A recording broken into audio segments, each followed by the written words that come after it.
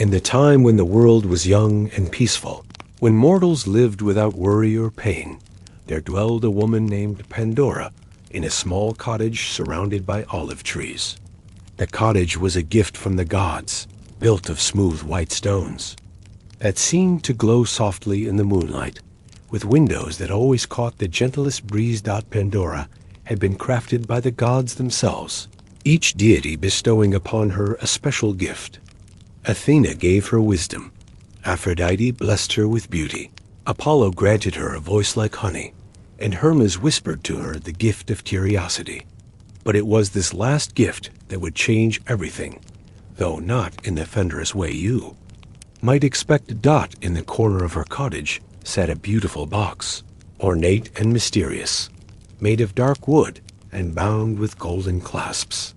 The box had arrived the same day as Pandora, carried by Hermes himself, who had set it down gently and said in his softest voice, "This is yours to keep, dear Pandora, but promise me, never open it. Some secrets are meant to sleep forever." For many months, Pandora lived contentedly. She tended her garden, where flowers bloomed eternal and fruit trees bore sweet offerings year-round. She would sit by her window in the evenings, brushing her long hair while humming melodies that made the stars seem to twinkle brighter. The other mortals in the nearby village would visit her, sharing stories and laughter, and life felt like a perpetual gentle spring day. But the box called to her, not with harsh whispers or demanding shouts, but with the softest of sighs, like wind through leaves. During quiet moments, when the world settled into peaceful silence, Pandora would find her eyes drifting to the corner where it sat. The golden clasps seemed to catch light even in darkness, and sometimes she thought she could hear the faintest sound from within, like distant music, or perhaps the flutter of tiny wings. What could it hurt to just touch it? She wondered one drowsy afternoon, as warm sunlight streamed through her windows. She approached the box slowly, her bare feet silent on the cool stone floor. The wood was smooth beneath her fingertips, warmer than she expected, and the golden clasps felt like they were made of captured sunlight. Days turned to weeks, and Pandora found herself spending more time near the box. She would sit beside it while she wove, telling it about her day as if it were an old friend. "The roses bloomed especially bright today," she would whisper, "and Mrs. Helena from the village brought me fresh bread. It smelled like sunshine and patience." The box never responded, of course, but sometimes Pandora felt a warmth emanating from it, as if whatever lived inside was listening to her gentle words. One evening, as autumn painted the sky in soft purples and golds, Pandora's curiosity finally overcame her promise. But she didn't tear at the clasps or throw open the lid in a dramatic gesture. Instead, she sat cross-legged before the box, her white dress pooling around her like flower petals, and spoke to it in the quietest voice imaginable. "I know I promised not to open you," she whispered, "but I've been so lonely lately. The village people go home to their families each evening, and I sit here wondering what stories you might tell me. Would it be so terrible if I just teeked?" Her fingers found the first clasp, and it opened with the softest click, like a dewdrop falling onto a leaf. The second clasp followed, then the third. The box seemed to exhale as the final binding came loose, and Pandora felt a gentle warmth on her face as she slowly, carefully lifted the lid just a fraction. What emerged wasn't the dramatic rush of evil you might expect from such tales. Instead, like moths drawn to candlelight, delicate shadows began to drift from the opening. They moved slowly, gracefully, each one no bigger than a butterfly. They were translucent and shimmering, and as they floated past Pandora's face, she felt a tiny pinch of sadness, a whisper of worry, a gossamer thread of fear. "Oh," she breathed, watching as more shadows emerged. Jealousy drifted past like green mist. Anger glowed softly red as it spiraled toward the ceiling, and grief moved, like a blue teardrop, so beautiful it almost seemed like a blessing. The shadows didn't rush or rampage. They simply floated, one by one, through the open window and out into the world, where they would settle gently into human hearts, like seeds waiting to grow. Pandora watched them go with a mixture of sadness and wonder, understanding that she had changed the world forever, but in the quietest possible way. When the last shadow had drifted away, a tiny wisp that might have been loneliness, Pandora peered deeper into the box. At the very bottom, curled up like a sleeping kitten, was a small, glowing creature with gossamer wings and a face like starlight. "Who are you?" Pandora whispered. The creature stretched, yawned delicately, and looked up with eyes like warm honey. "I am Hope," she said in a voice like wind chimes. "I was meant to follow the others, but I think I'd rather stay here with you, if you don't mind. The world will need me, but it can wait until morning." And so Hope remained in Pandora's box, not trapped, but choosing to rest there each night, gathering strength to fly out into the world each dawn to help mortals face whatever shadows had settled in their hearts. While they slept from that day forward, humans knew sorrow and fear, but they also knew that each morning brought the possibility of something better. And in her cottage, surrounded by olive trees, Pandora learned that sometimes the most profound changes happen not with thunder and lightning, but with the gentle whisper of opening wings. As night fell over her transformed world, Pandora would sit by her window, the empty box beside her, and sing soft lullabies to the stars, knowing that somewhere in the darkness, Hope was doing the same for sleeping mortals everywhere. Part 2. King Midas and the Golden Touch, a gilded lullaby in a kingdom where the sun always seemed to shine just right, and the orchards bore the sweetest fruit. There lived a king named Midas who had everything a man could want, except for enough wisdom to appreciate it. His palace was comfortable rather than grand, built of warm stone that held the heat of the day well into the cool evenings. Gardens surrounded it like a gentle embrace, filled with roses that bloomed in soft pinks and whites, and olive trees that rustled peaceful songs in the Mediterranean breeze. King Midas was not a cruel ruler, quite the opposite. He was beloved by his people for his generous heart and his laughter that could be heard, echoing through the palace corridors like music. But he had one weakness that grew stronger with each passing day. He loved gold more than anything else in his realm. Not for the power it brought, but for its beauty, the way it caught light and held it, warm and eternal. His daughter, Zoe, was a child of 7 summers, with hair like spun sunshine and eyes the color of warm honey. She would dance through the palace halls each morning, her bare feet pattering against the marble floors, bringing flowers to her father's breakfast table and stories of the dreams she'd had the night before. Midas loved her dearly, but even as she chattered about butterflies and cloud castles, his eyes would drift to the golden goblets on the table, the golden threads in the tapestries, the golden rings that adorned his fingers. "Tell me about the dream where you could fly, little star," he would say, but his fingers would be tracing the golden rim of his wine cup. And Zoe would notice that his attention had wandered again to the gleaming metal rather than to her words. One evening, as purple twilight settled over the kingdom like a soft blanket, Midas was walking in his garden when he discovered an old satyr sleeping beneath his favorite olive tree. The creature was plump and peaceful, with vine leaves in his curly hair and a smile on his weathered face even in sleep. This was Silenus, companion to the god Dionysus, though Midas didn't know it at the time. Rather than wake the old satyr harshly, Midas sat down beside him and waited. When Silenus finally stirred, blinking in the gentle evening light, Midas offered him water from a golden pitcher and a soft place to rest for the night. "You have a kind heart, King Midas," Silenus said, his voice warm and rough like aged wine. "Few mortals would show such hospitality to a stranger, especially one who looks as wild as I do." They spent the evening talking quietly under the stars. Silenus told stories of distant lands and magical creatures, while Midas shared the dreams he had for his kingdom. But inevitably, the conversation turned to gold, and Midas's eyes began to gleam with that familiar hunger. "I have never seen anything as beautiful as gold," Midas confessed, running his fingers over a golden bracelet. "The way it catches light, the way it never tarnishes or fades. If I could surround myself with more gold, I think I could be perfectly happy." Silenus listened with the patient expression of someone who had heard such wishes before.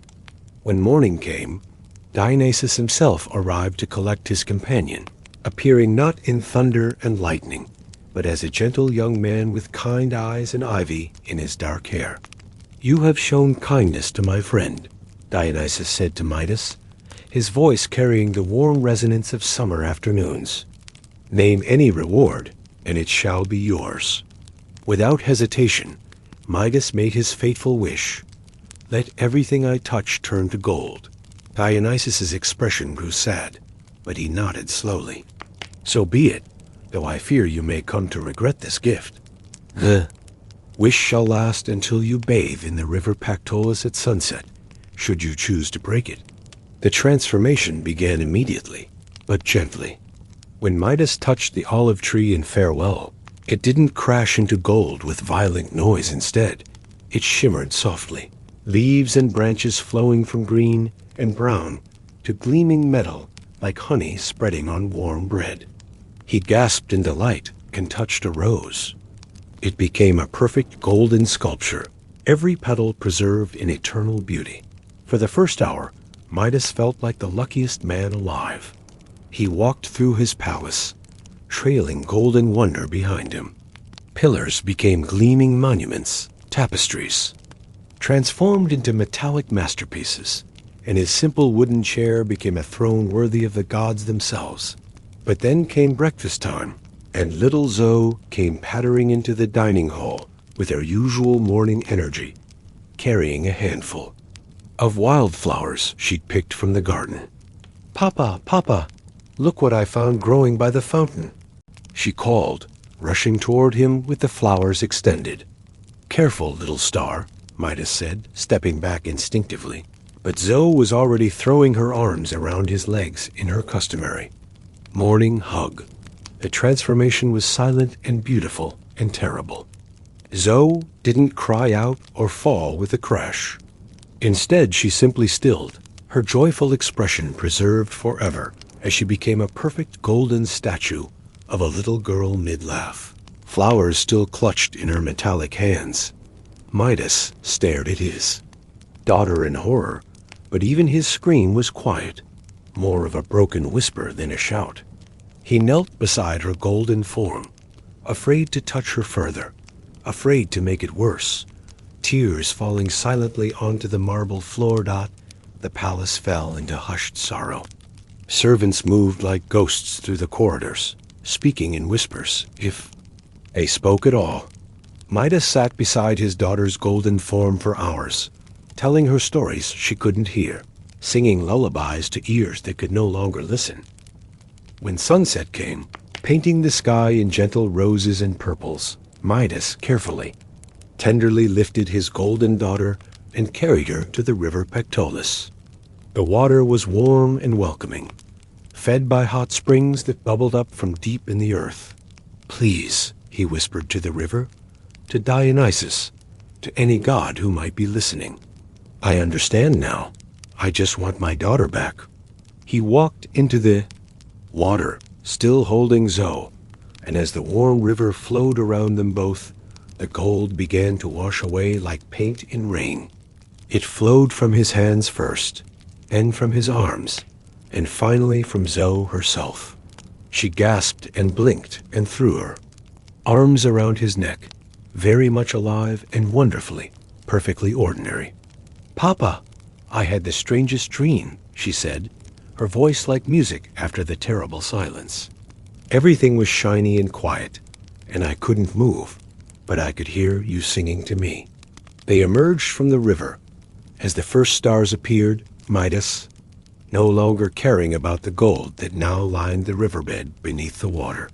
He had learned that the most precious things in life, love, laughter, the warm weight of his daughter in his arms, could never be improved by turning them into metal. No matter how beautiful Dot from that day forward, Midas kept only one piece of gold in his palace, a simple cup from which he drank water each morning, a reminder that some thirsts can never be quenched by treasure, and that the most valuable things in life are often the ones that can't be bought, sold, or turned into something else. Dot and little Zoe never again brought him flowers without first making sure he was ready to receive them, not because she was afraid, but because she had learned that the most beautiful gifts are the ones shared between two people who are truly present for each other. Dot, as they walked home under the stars, their wet clothes clinging to them, but their hearts light, Midas realized that he had finally found the thing more beautiful than gold, the gentle sound of his daughter's laughter echoing through the peaceful night. Part 3. Narcissus and the Pool. The reflections rest in a valley where wildflowers grew in gentle abundance and streams whispered their way through meadows like liquid silver. There lived a young man named Narcissus, whose beauty was so extraordinary that even the morning dew seemed to linger longer on the grass just to catch a glimpse of him. But this beauty, perfect as a sculptor's dream, came with a terrible price, a heart that could love no one but himself. Narcissus had been born to the river nymph Liriope, who dwelt in the clear waters of the Cephissus River. His father was the river god himself, and from both parents, Narcissus inherited not just beauty, but a kind of ethereal quality that made him seem almost too perfect for the mortal world. His hair caught sunlight like spun gold, his eyes were the deep blue-green of mountain lakes, and his voice had the liquid quality of water flowing over smooth stones. From childhood, everyone who saw Narcissus fell in love with him instantly. Shepherds would forget their flocks when he passed by, their mouths hanging open in wonder. Young maidens would follow him at a distance, sighing like wind through the cypress trees. Even the woodland creatures seemed enchanted. Deer would approach him without fear. Birds would sing more sweetly when he was near, and flowers would turn toward him as if he were the sun itself. But Narcissus noticed none of this devotion. His heart remained as cold and smooth as a stone at the bottom of a winter stream. When admirers approached him with gifts of honey and flowers, he would look through them as if they were made of glass. When they spoke to him of love, he would turn away with a boredom so complete it was almost innocent in its cruelty. Among his many admirers was a wood nymph named Echo, whose own story was touched with sadness. Echo had once been a talkative, joyful creature who could speak as freely as any mortal, but she had angered Hera, queen of the gods, with her chatter and distractions. As punishment, Echo could no longer speak her own words. She could only repeat the last words spoken by others, like a voice trapped in a cave of stone. Echo fell in love with Narcissus the moment she saw him walking through her forest. She followed him for days, hidden among the oak trees and flowering vines, her heart breaking a little more each time. She tried to speak to him, but could only echo his own words back to him. One afternoon, when the sun was warm and sleepy on their shoulders, Narcissus became separated from his hunting companions. He called out into the forest, "Is anyone there? Anyone there?" Echo replied softly, stepping partway out from behind a large oak tree. Narcissus looked around, confused. "Come here," he called. "Come here," Echo repeated, moving closer, hope blooming in her chest like a flower opening to morning light. But when Echo finally revealed herself, reaching out her arms to embrace him, Narcissus stepped back with distaste. "I would rather die than let you touch me," he said coldly. "Let you touch me," Echo whispered, the words forced from her lips, even though they broke her heart to say them. Narcissus walked away without a backward glance, leaving Echo alone among the trees. From that day forward, she wasted away with grief, growing thinner and more translucent until only her voice remained, forever trapped in caves and valleys, repeating the words of others because she could no longer speak the love in her own heart. But the gods were watching, and they are not always patient with those who show such casual cruelty to genuine love. Nemesis, the goddess of retribution, decided that Narcissus should learn what it felt like to love someone who could never love him back. On a day when spring was just beginning to warm, the earth and the first flowers were pushing through the soil. Narcissus came upon a pool in a hidden grove. The water was perfectly still and clear, surrounded by soft grass and shaded by willows whose branches hung down like a natural curtain.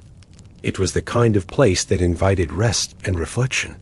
Peaceful as a dream, tired from his wandering, Narcissus knelt by the water's edge to drink. As he lowered his head toward the surface, he saw his own reflection looking back at him. And for the first time in his life, Narcissus fell completely, helplessly in love. The face in the water was more beautiful than anything he had ever seen. Every feature was perfect, from the curve of the lips to the depth of the eyes, to the way the light played across the skin like liquid gold. When Narcissus moved, the figure in the water moved too, matching his every gesture with grace that took his breath away. "Who are you?" he whispered to the water. "You are the most beautiful creature I have ever seen." The lips in the reflection moved silently, speaking the same words back to him, but no sound emerged from beneath the surface. Narcissus reached toward the water, trying to touch this vision of perfection, but the moment his fingers broke the surface, the image shattered into ripples and disappeared. He waited, still as stone, until the water calmed and the face reappeared. This time he was more careful, content to gaze without touching, but the longing in his heart grew stronger with each passing moment. Hours turned to days, and days to weeks. Narcissus remained by the pool, unable to leave the sight of his beloved. He tried speaking to the reflection, pouring out all the love he had never felt before, but the beautiful face could only mouth words silently in return. He tried to kiss the image, but each time he leaned close enough, his breath would disturb the water, and the face would disappear in gentle waves. The local nymphs and woodland creatures began to bring him food and water, placing it carefully within reach so he wouldn't have to turn away from the pool. They whispered among themselves about the strange sight of the proud Narcissus wasting away for love. But their whispers were soft with pity rather than mockery. As autumn arrived and then painted the leaves in gentle golds and reds, Narcissus grew thin and pale, but still beautiful.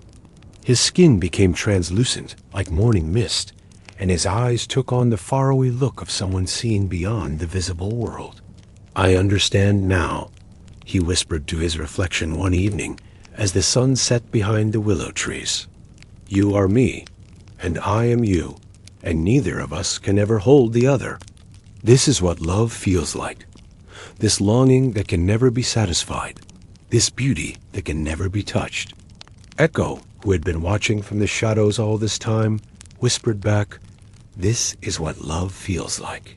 As the first winter frost touched the grass around the pool, Narcissus finally understood the full tragedy of his situation.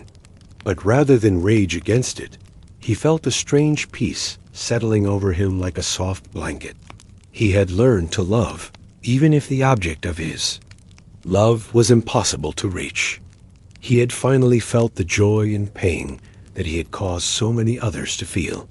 On the night of the first snow, Narcissus lay down by the pool's edge and closed his eyes. As he died, not with violence, but with the quiet dignity of a flower fading at the end of its season, his body began to change. His skin became white petals, his golden hair became bright yellow centers, and his beauty was transformed into something that could be shared with the world rather than hoarded in solitude. The first narcissus flowers bloomed around the pool. That very night, their white and gold faces turned toward the water as if still gazing at their own reflections. But these flowers brought joy to all who saw them. their beauty a gift rather than a curse. Echo remained in the grove, and sometimes travelers would hear her voice among the trees, no longer bitter but gentle, repeating the words of lovers and poets and dreamers, keeping their words alive in the forest air long after the speakers had gone home.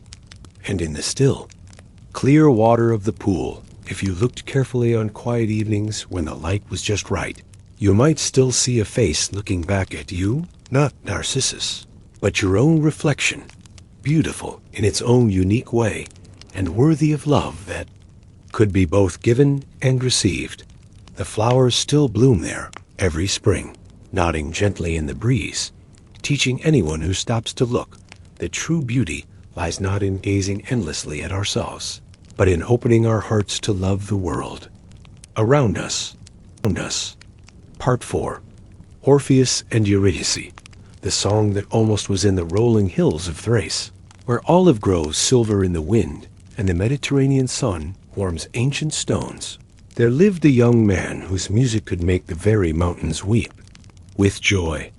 Orpheus was his name, and he was the son of Apollo, god of music and light, and Calliope, the most beautiful of the 9 muses. From his divine heritage came a gift so extraordinary that when he played his lyre, flowers would bloom. Out of season, wild animals would lie down together in peace, and even the most stubborn stones would roll aside to listen. But Orpheus was not interested in the fame his music could bring him, nor in the power it granted him over the natural world.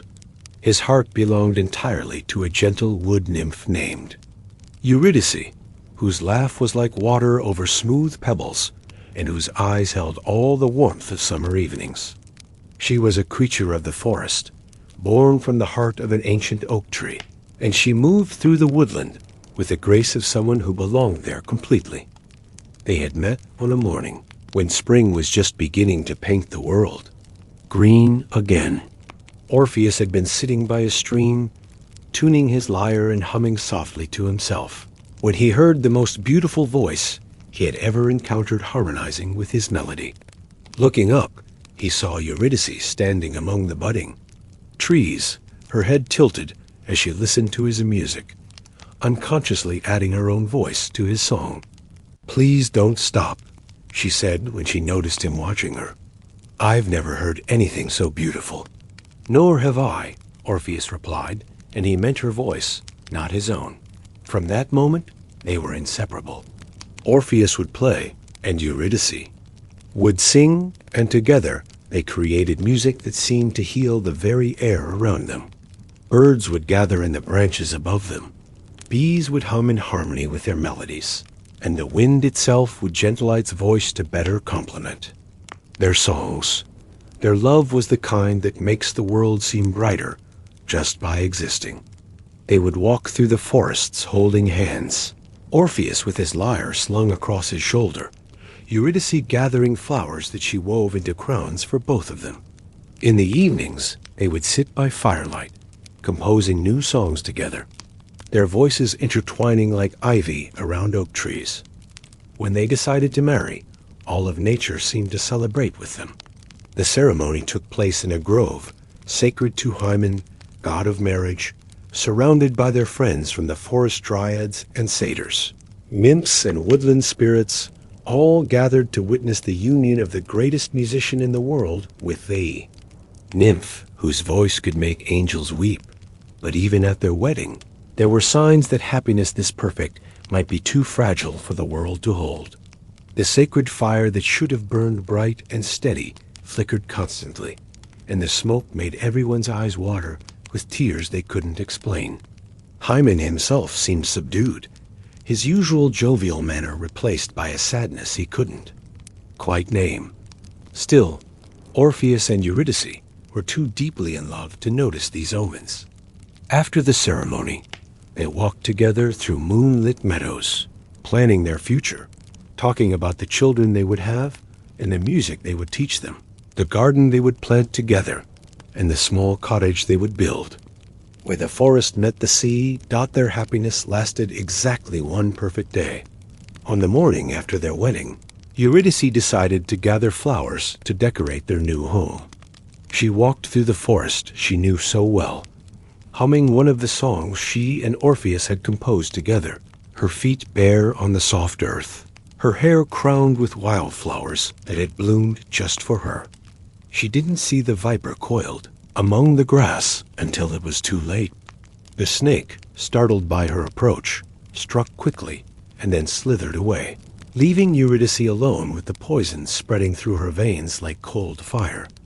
She had time for one last song, soft and wordless, a melody that called to Orpheus. Across the distance between them, he heard it and came running, his lyre forgotten, crashing through the undergrowth with tears already streaming down his face, because somehow he knew. He found her lying in a meadow filled with the flowers she had been gathering, her skin already growing pale and cool. She smiled when she saw him, raising one hand to touch his cheek. "My love," she whispered, her voice barely audible, "don't let this be the end of our song." And then she was gone, not with drama or violence, but quietly, like a candle flame guttering out in still air. Her body faded like morning mist, leaving only the scent of flowers and the echo of her last melody hanging in the air. Orpheus held the empty space where she had been and wept with such profound grief that his tears became a stream, and his lamentations became a new kind of music, not the joyful songs of love he had always played, but something deeper and more heartbreaking than anything the world had ever heard. For days, he played his grief, and the music was so beautiful and so sad that it changed everything it touched. Trees wept sap like tears, flowers closed their petals in sympathy, and even the stones cracked with sorrow. Animals gathered around him in silent communion, understanding loss in a way that needed no words. Finally, when his voice was almost gone and his fingers were raw from playing, Orpheus made a decision that would have seemed impossible to anyone else. He would go to the underworld and bring Eurydice back. The journey to the realm of Hades was long and treacherous, but Orpheus's music smoothed his path. The three-headed dog Cerberus, who guarded the gates of the dead, lay down and whimpered softly when Orpheus played him a lullaby. The river Styx parted to let him pass, and even the Furies, those terrible goddesses of vengeance, wept at the sound of his songs. When Orpheus finally stood before the thrones of Hades and Persephone, rulers of the dead, he didn't demand or plead or threaten. Instead, he simply played. He played the song of his love for Eurydice, the melody of their first meeting, the harmony of their wedding day, and finally, the heartbreaking lament of his lost Dot. As he played, something unprecedented happened in the underworld. The eternal torments stopped. Tantalus forgot his thirst. Sisyphus rested from his stone, and the wheel of Ixion ceased its endless turning. Even the dead themselves paused in their eternal wandering to listen, remembering what it had felt like to love when they were alive. Persephone wept openly, remembering her own love story with Hades and how it felt to be separated from the world above. Even Hades himself, Lord of the dead and judge of souls, found his iron heart moved by the music. "Your song has moved us beyond measure," Hades said when the last note faded into silence. "We will grant your request. Eurydice may return with you to the world of the living." Orpheus felt his heart leap with joy, but Hades held up one hand. "There is one condition," the god continued, his voice gentle but implacable. "You must walk ahead of her, and you must not look back at her until you have both emerged into the sunlight. If you turn to look at her even once before then, she will be lost to you forever." It seemed simple enough. Orpheus agreed eagerly, and soon he heard the soft footsteps he remembered so well, following behind him as they began the long journey back to the surface. He wanted desperately to turn and see her face, to hold her hand, to hear her voice, but he disciplined himself to keep walking forward, focusing on the growing light ahead. The path seemed endless. With each step, Orpheus's doubt grew stronger. Was Eurydice really there? He couldn't hear her voice, couldn't feel her presence the way he used to. What if Hades had tricked him?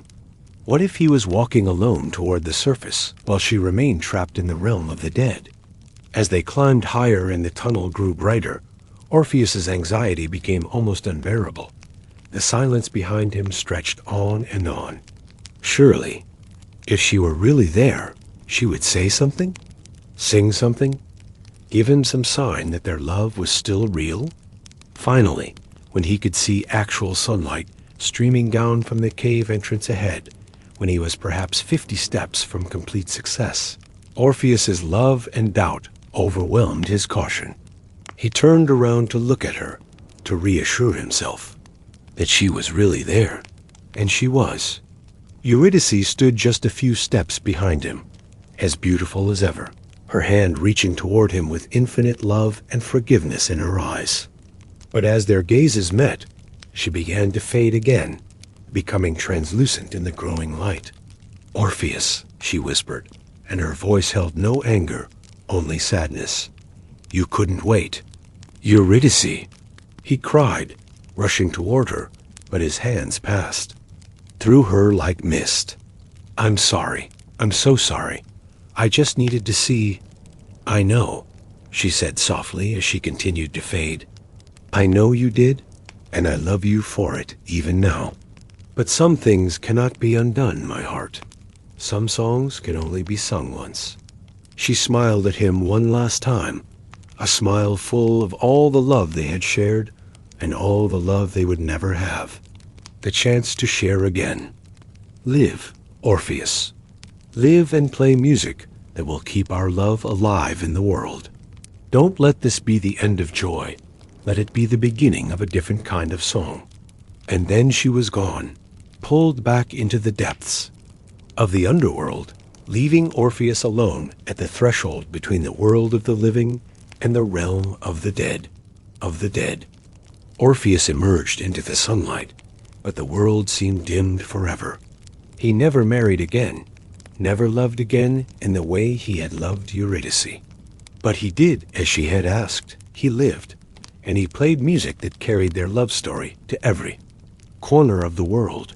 His songs became the foundation of all music that speaks of love and loss, of beauty and sorrow, of the terrible courage it takes to love something that can be taken away. And though his story ended in separation, the music he made from that separation has comforted countless broken hearts throughout the centuries. Sometimes, on quiet evenings when the wind is just right, you can still hear an echo of their voices harmonizing together, not with sadness, but with the eternal gratitude of two souls who loved each other completely, even if only for a brief and shining moment. Part 5. Icarus and the Sun, the flight of dreams on the island of Crete, where the Mediterranean sun paints everything in warm gold and the sea stretches endlessly toward the horizon. There lived an inventor named Daedalus, whose mind was so brilliant that even the gods spoke his name with respect. He could craft mechanical wonders that seemed alive, build labyrinths so complex that even he sometimes lost his way, and create beauty from the most ordinary materials. But for all his genius, Daedalus had made one terrible mistake.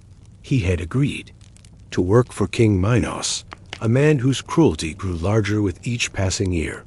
With Daedalus lived his son Icarus, a boy of 16 summers with his father's curious mind and his mother's gentle heart.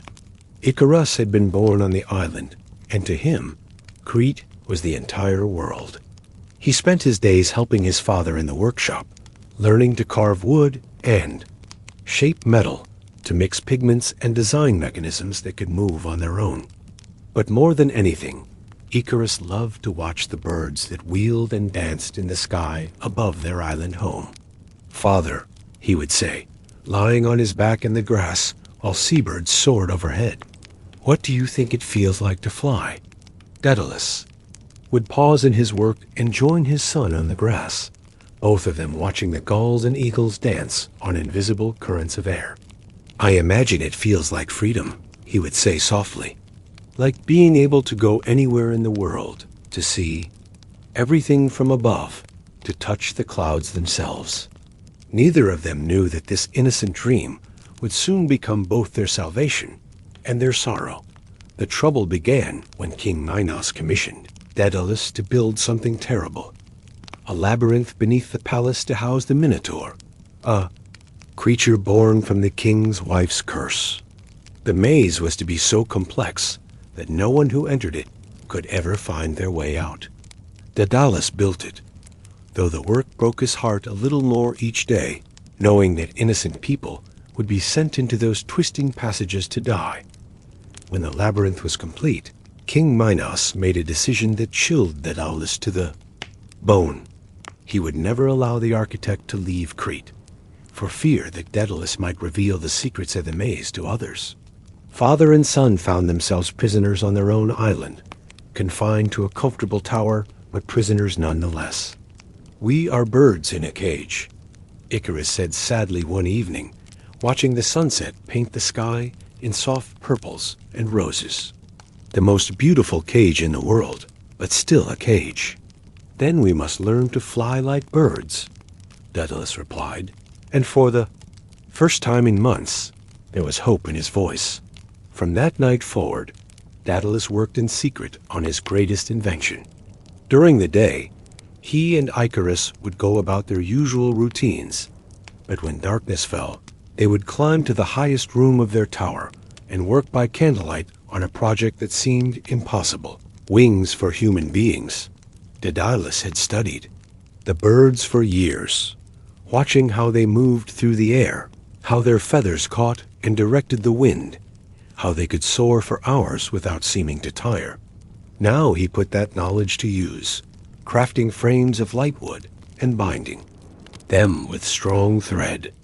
But the most important part was the feathers, thousands upon thousands of them, gathered carefully from the birds that nested on the cliffs around their tower. Icarus helped eagerly, his young fingers nimble with the delicate work of sorting feathers by size and binding them in overlapping layers that mimicked the wing of a great eagle. They worked mostly in comfortable silence, but sometimes Icarus would hum softly while he worked, melodies that sounded like wind songs. "How will we keep them attached to our arms?" Icarus asked one night as they neared completion of the second pair of wings. "With wax," Daedalus replied, showing his son how to warm the beeswax until it was soft and pliable, then use it to seal the feathers in place. "The wax will hold the feathers firm, but we must be careful. It will melt if it gets too warm." The wings took them 3 months to complete, working in secret every night. When they were finished, each pair was nearly 8 feet from tip to tip, made of wood and feathers and wax, with leather straps that would bind them to human arms and shoulders. In the candlelight, they looked almost alive, like the wings of enormous sleeping birds.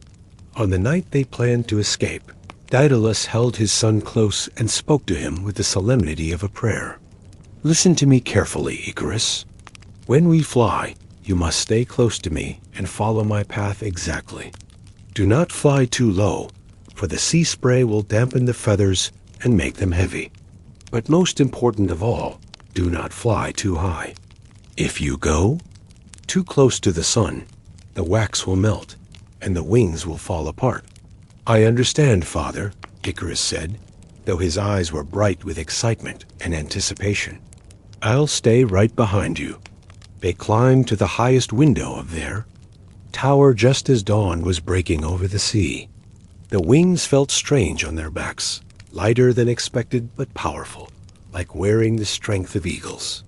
Daedalus tested his first, spreading them wide and feeling the morning breeze catch the feathers and lift him slightly off his feet.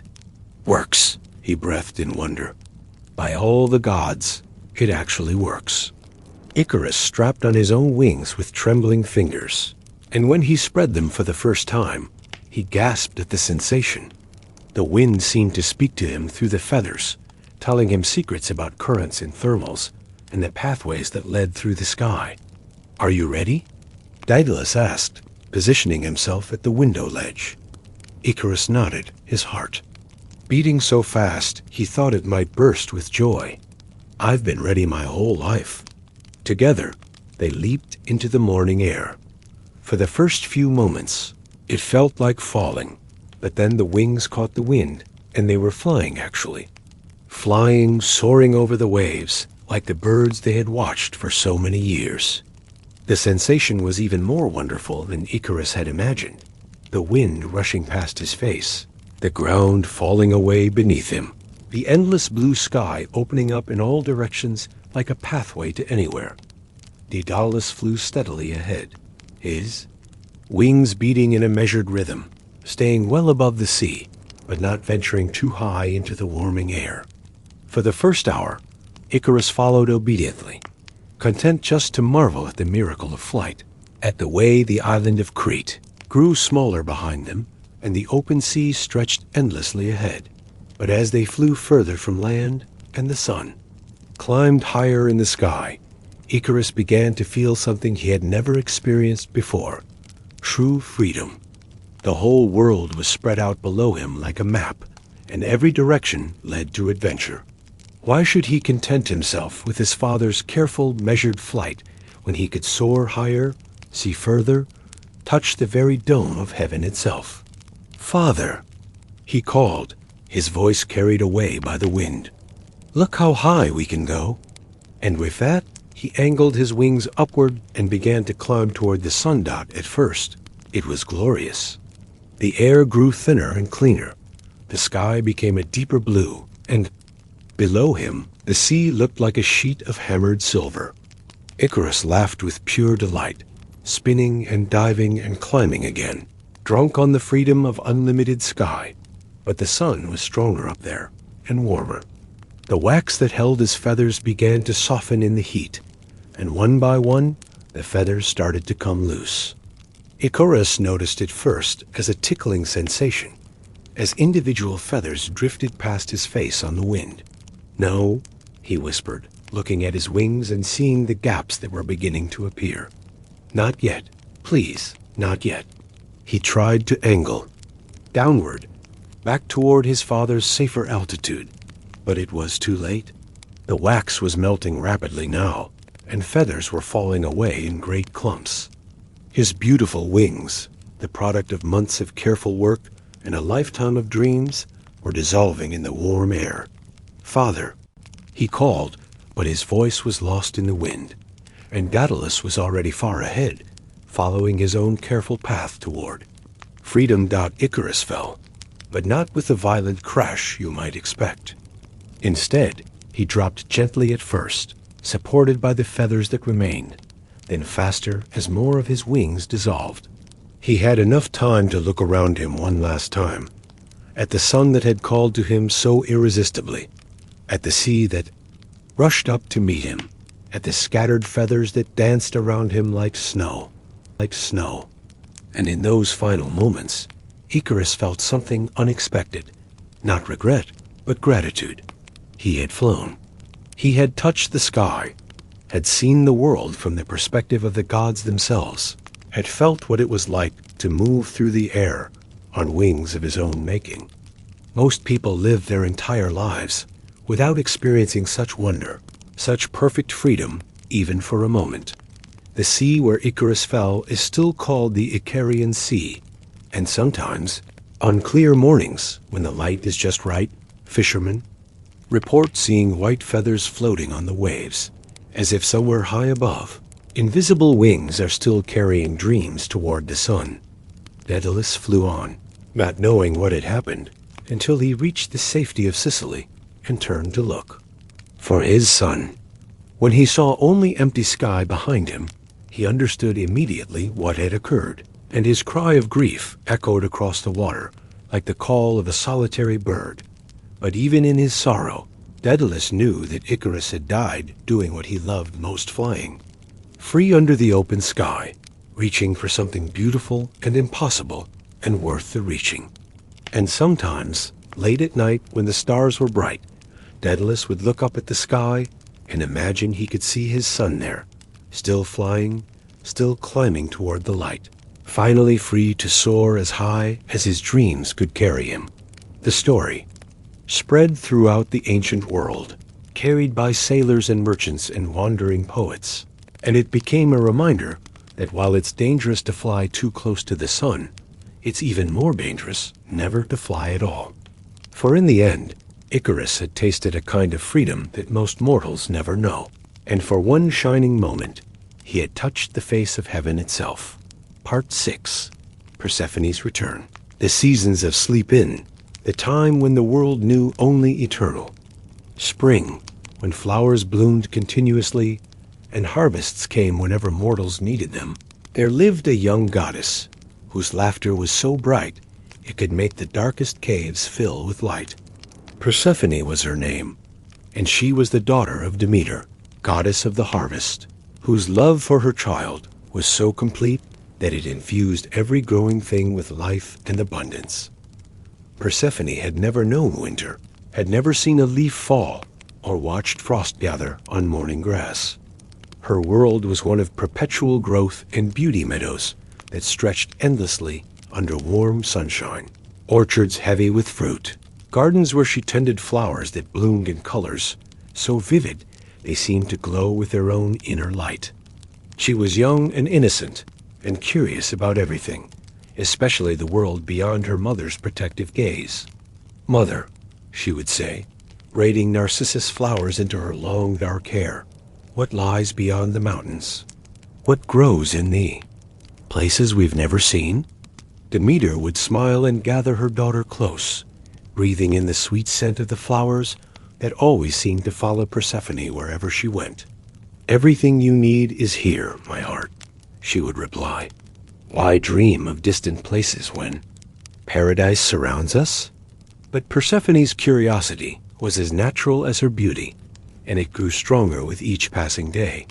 She would stand at the edge of her mother's domain and wonder what songs the wind might sing in foreign valleys, what colors the sky might turn in lands where different flowers grew. One morning, when the air was particularly sweet with the scent of blooming jasmine, Persephone wandered further from home than she had ever gone before. She found herself in a meadow she didn't recognize, where strange and beautiful flowers grew, dark purple blooms with petals like velvet, and silver blossoms that chimed softly when the breeze touched them.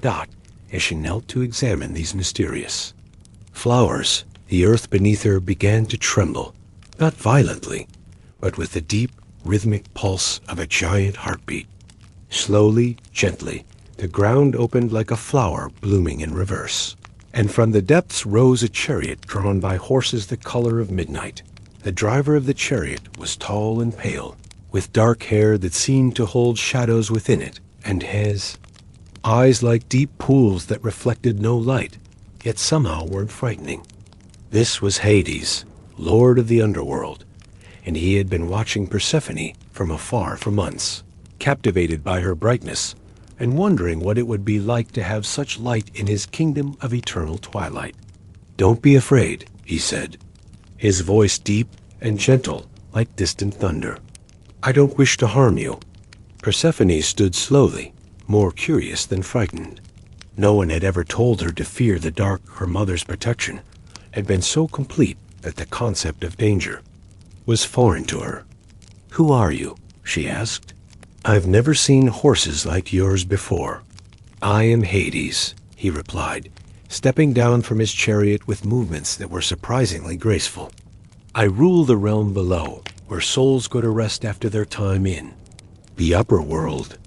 And you are Persephone, whose beauty makes even the flowers seem dim by comparison." Something in his voice, a loneliness so profound it was almost visible, touched Persephone's kind heart. Here was someone who lived always in darkness, always surrounded by the sadness of endings, never experiencing the joy of growing things, or the warmth of sunshine. "Your realm sounds very lonely," she said softly. "Do no flowers grow there? Does nothing bright or beautiful exist in your kingdom?" Hades smiled, and for a moment his stern features softened completely. "Nothing like you," he said. Would you come with me? Just for a visit?" I could show you wonders that exist nowhere else, rivers of starlight, caverns filled with gems that sing when the wind touches them, gardens where crystal flowers bloom in eternal twilight. Persephone hesitated, thinking of her mother's worry if she came home late.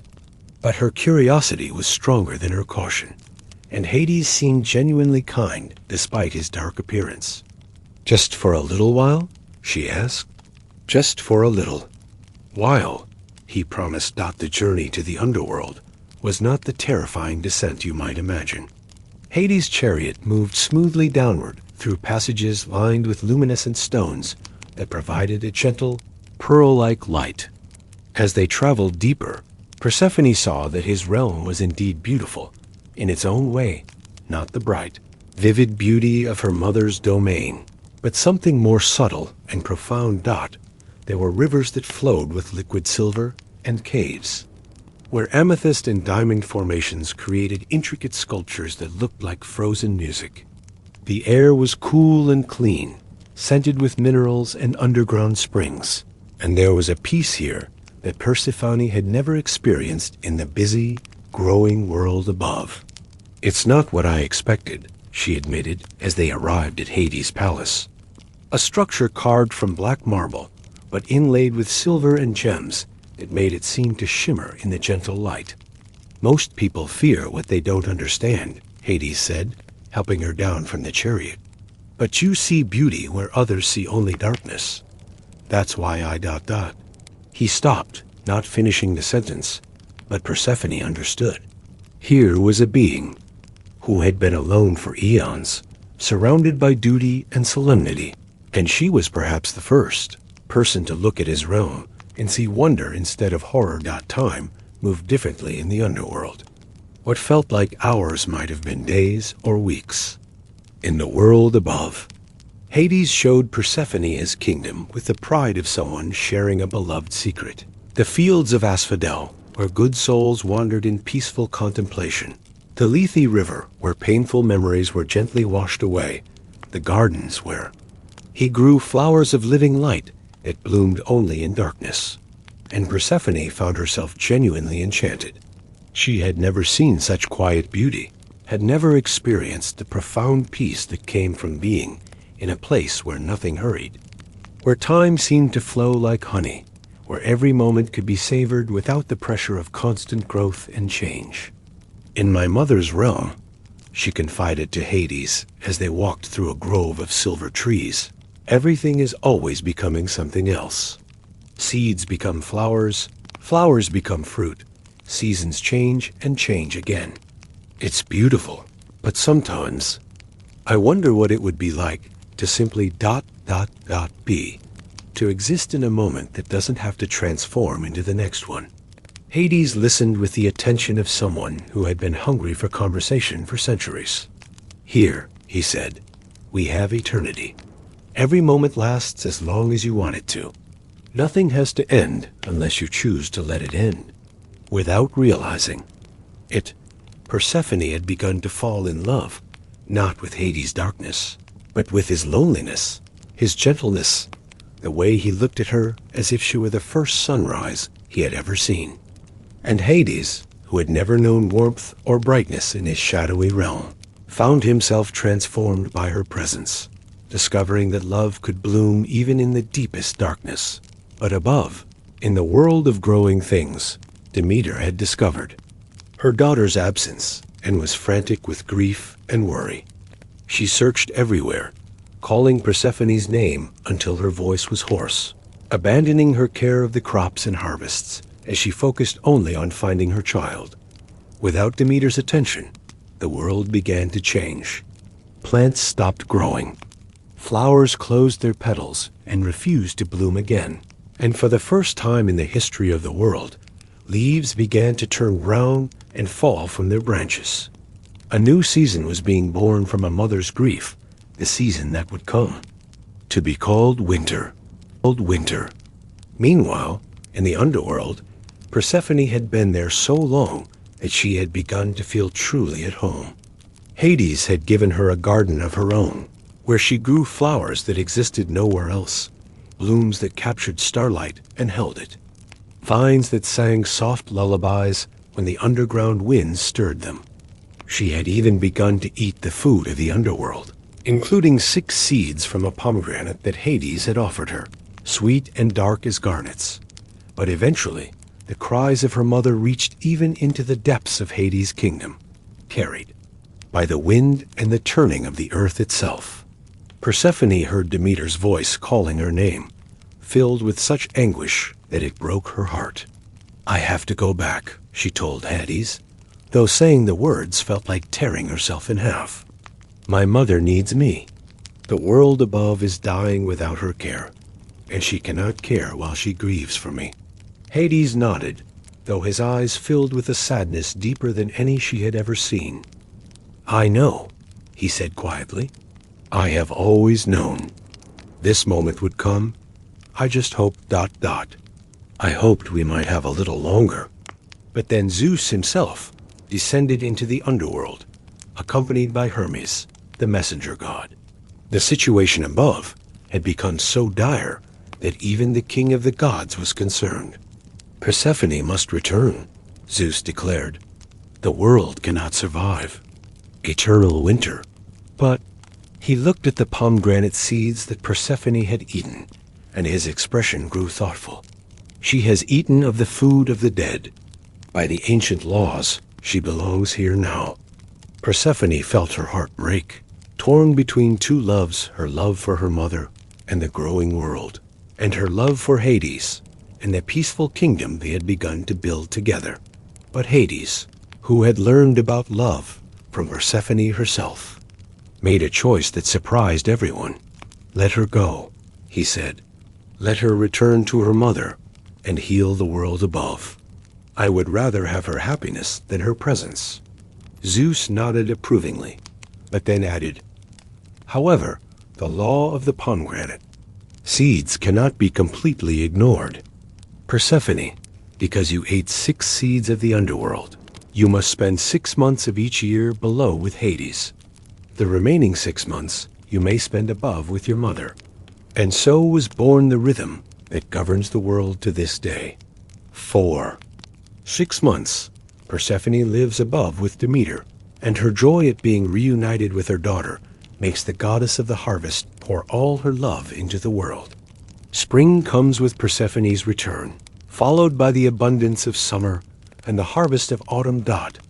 But when the time comes for Persephone to return to the underworld, Demeter's grief brings winter to the world, not as a punishment, but as a time of rest, of quiet contemplation, of sleeping beneath the earth until it's time for beauty to bloom again. Persephone doesn't resent this division of her life.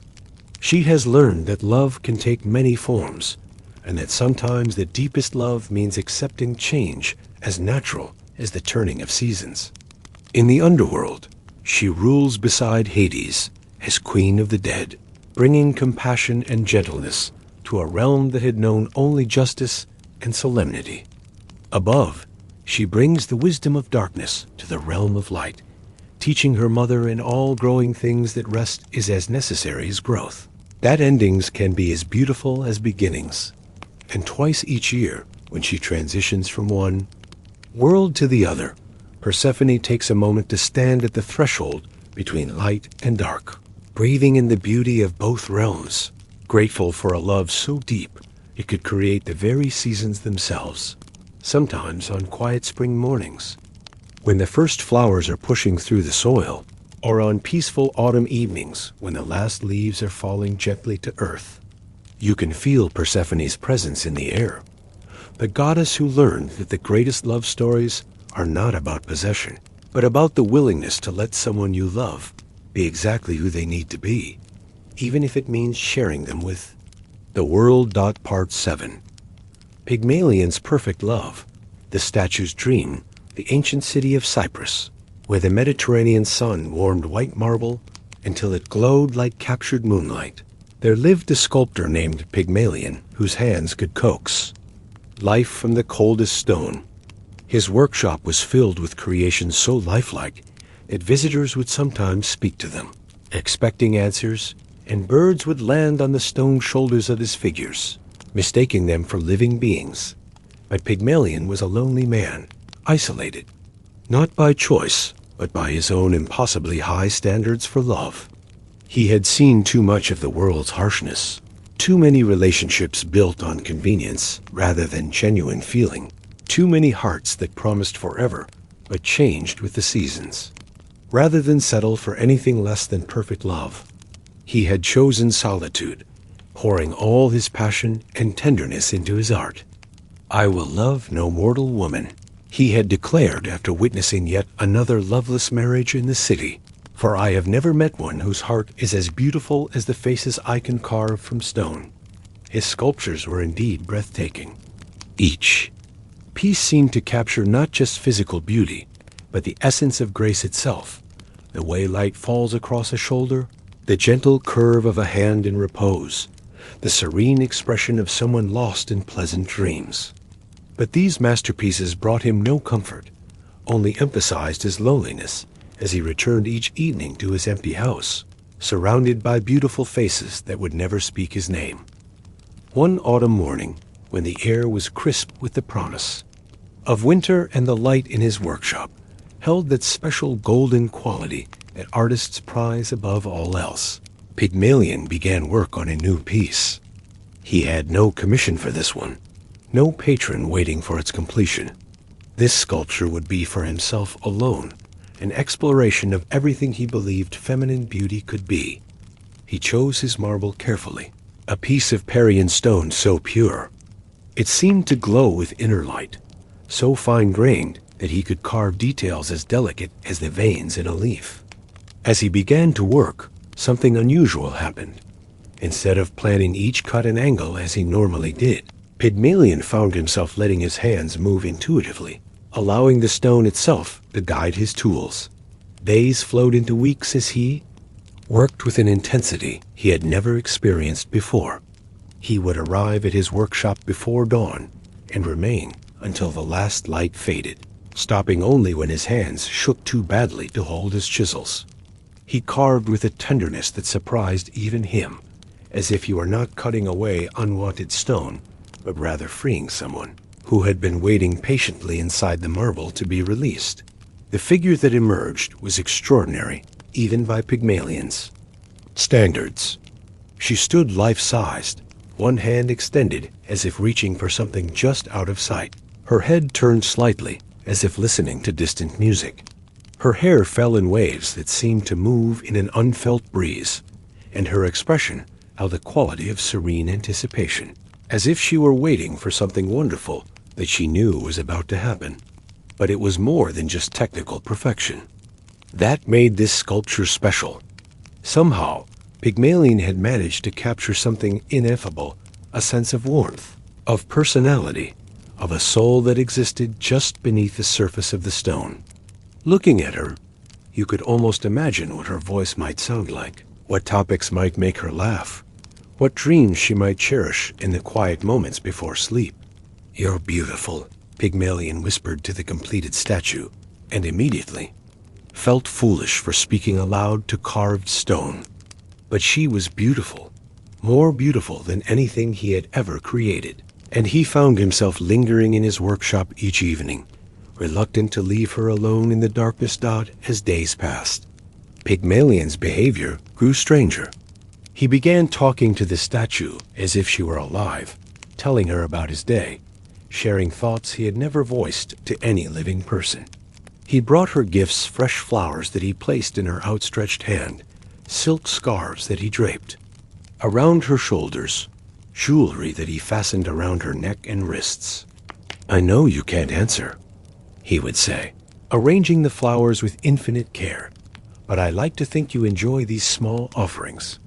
The roses are from my garden. I grew them hoping their color would match your lips exactly."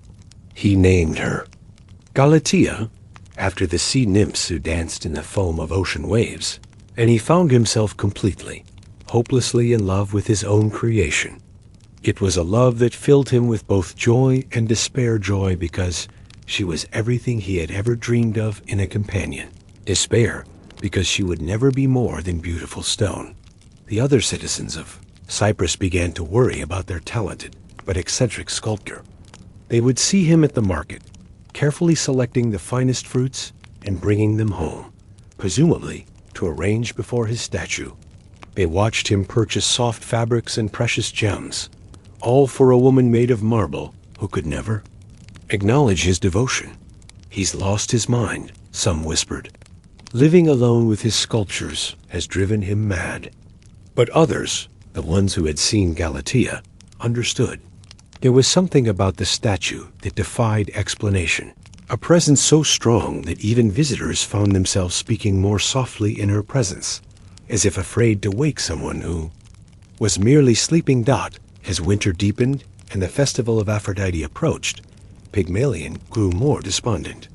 The festival was a celebration of love in all its forms, and all of Cyprus would gather to honor the goddess of beauty and desire. For Pygmalion, it would be another reminder of his impossible love, another day of watching couples celebrate what he could never have. On the morning of the festival, he stood before Galatea with tears in his eyes.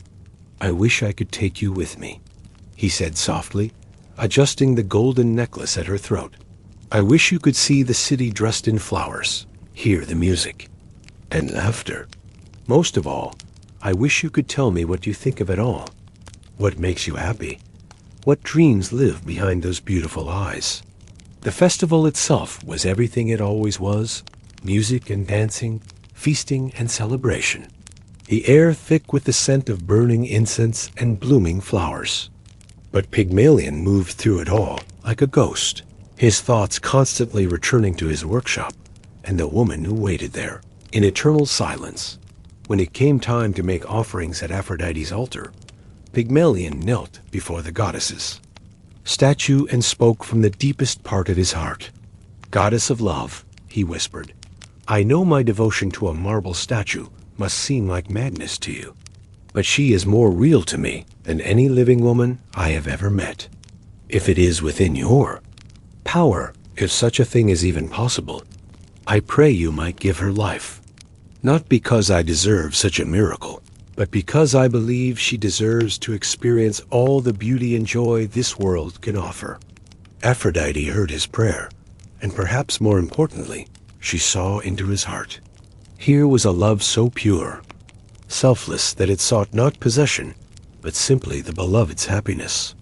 The goddess was moved by such devotion, and as Pygmalion knelt before her altar, she made her decision. When Pygmalion returned to his workshop that evening, exhausted from the day's festivities but eager to see Galatea again, he found his sculpture exactly as he had left her, beautiful, perfect, and lifeless. Or so it appeared. As he approached to bid her good night, as had become his custom, he noticed something different about the marble.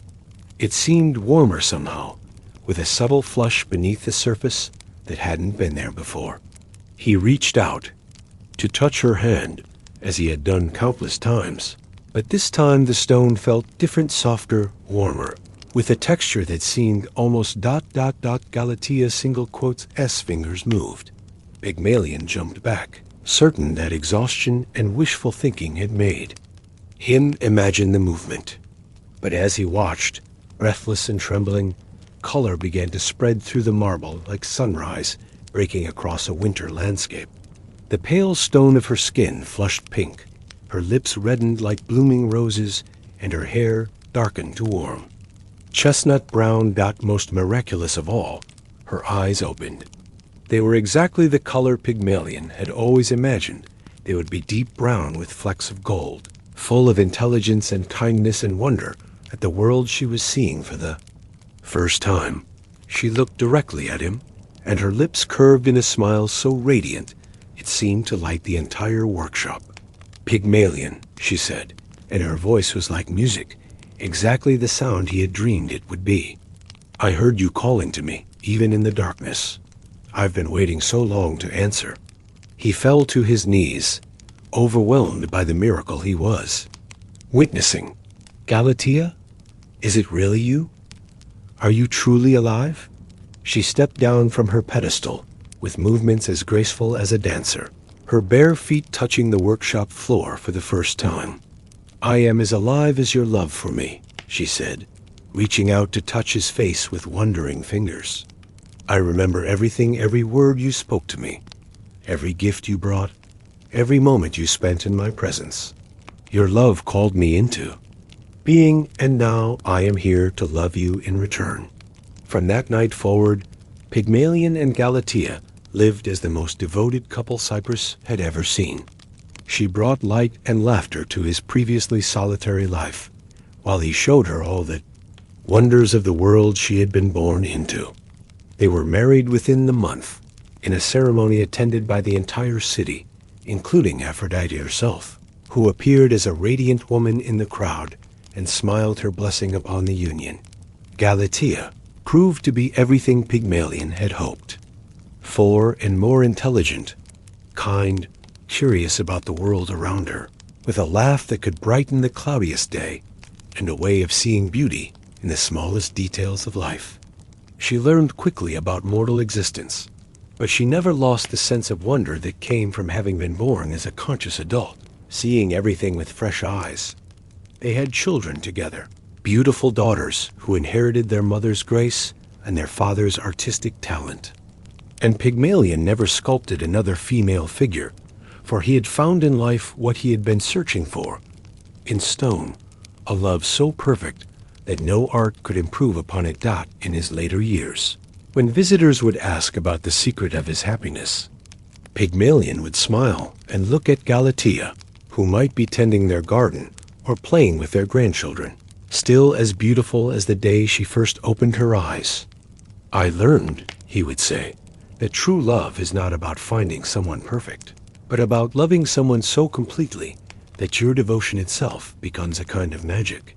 I thought I was creating Galatea, but really, she was creating me, teaching me what it means to love without reservation, to hope without limits, to believe in miracles even when they seem impossible."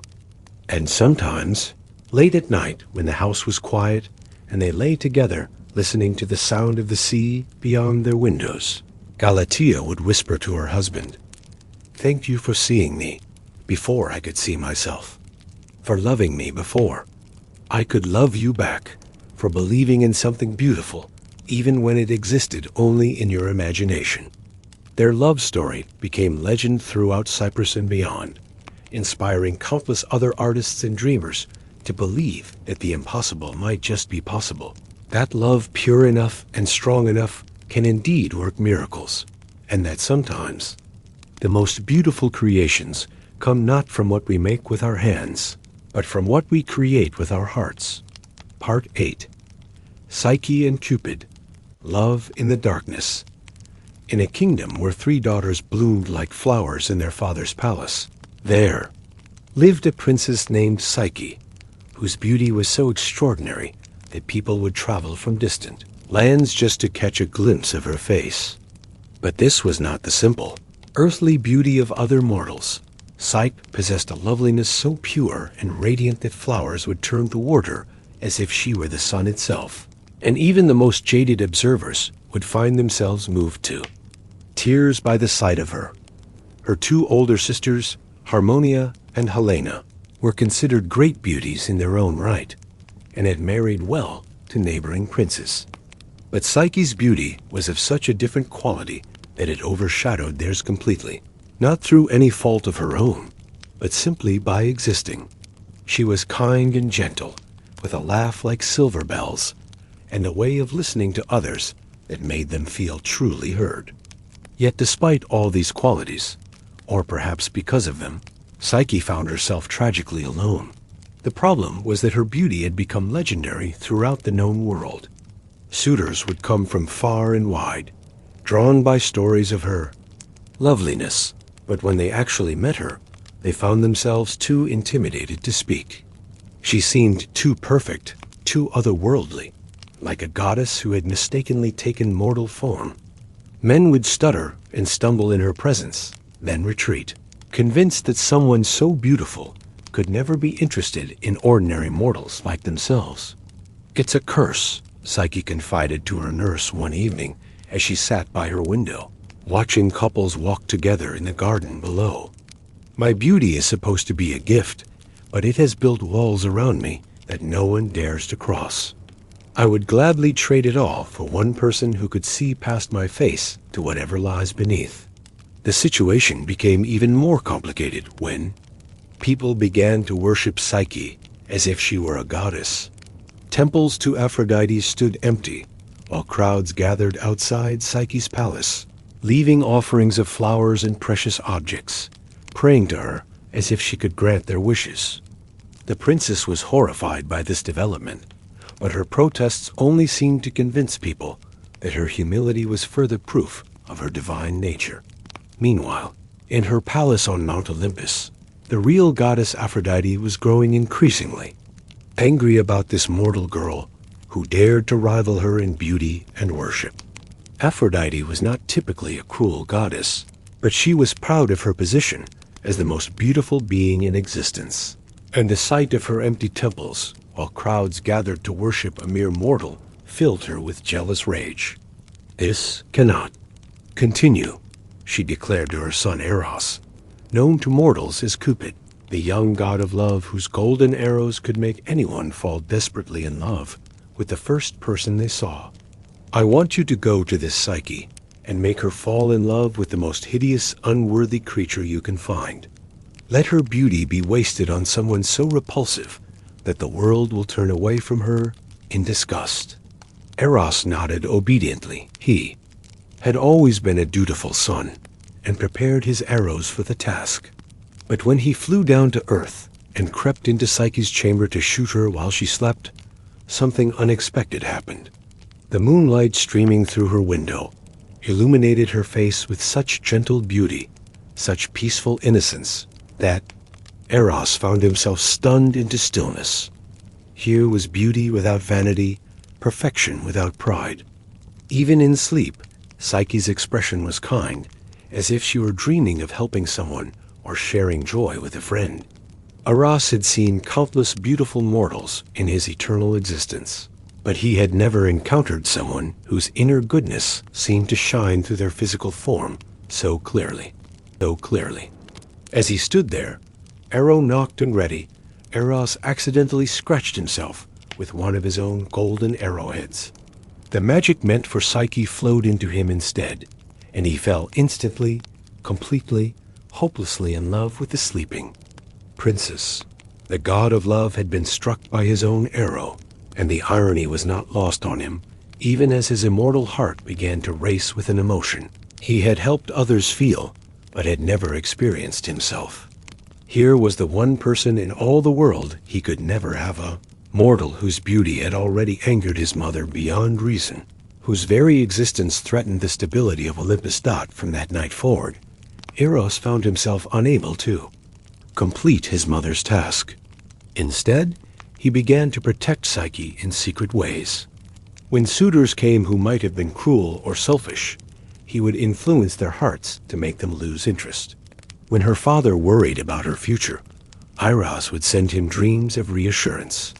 All the while, he watched over her from afar, learning to love not just her beauty, but her kindness, her intelligence, her lonely courage. But Aphrodite grew impatient with her son's delay, and she decided to take more direct action. She sent a plague to Psyche's kingdom, not a deadly one, but a curse of barrenness that made crops fail and animals refuse to breed.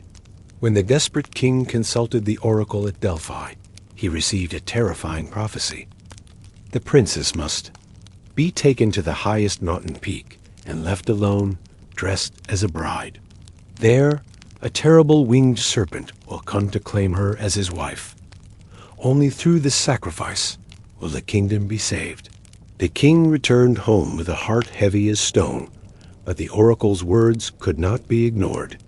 Psyche, seeing her father's anguish and her people's suffering, accepted her fate with the quiet dignity that had always characterized her.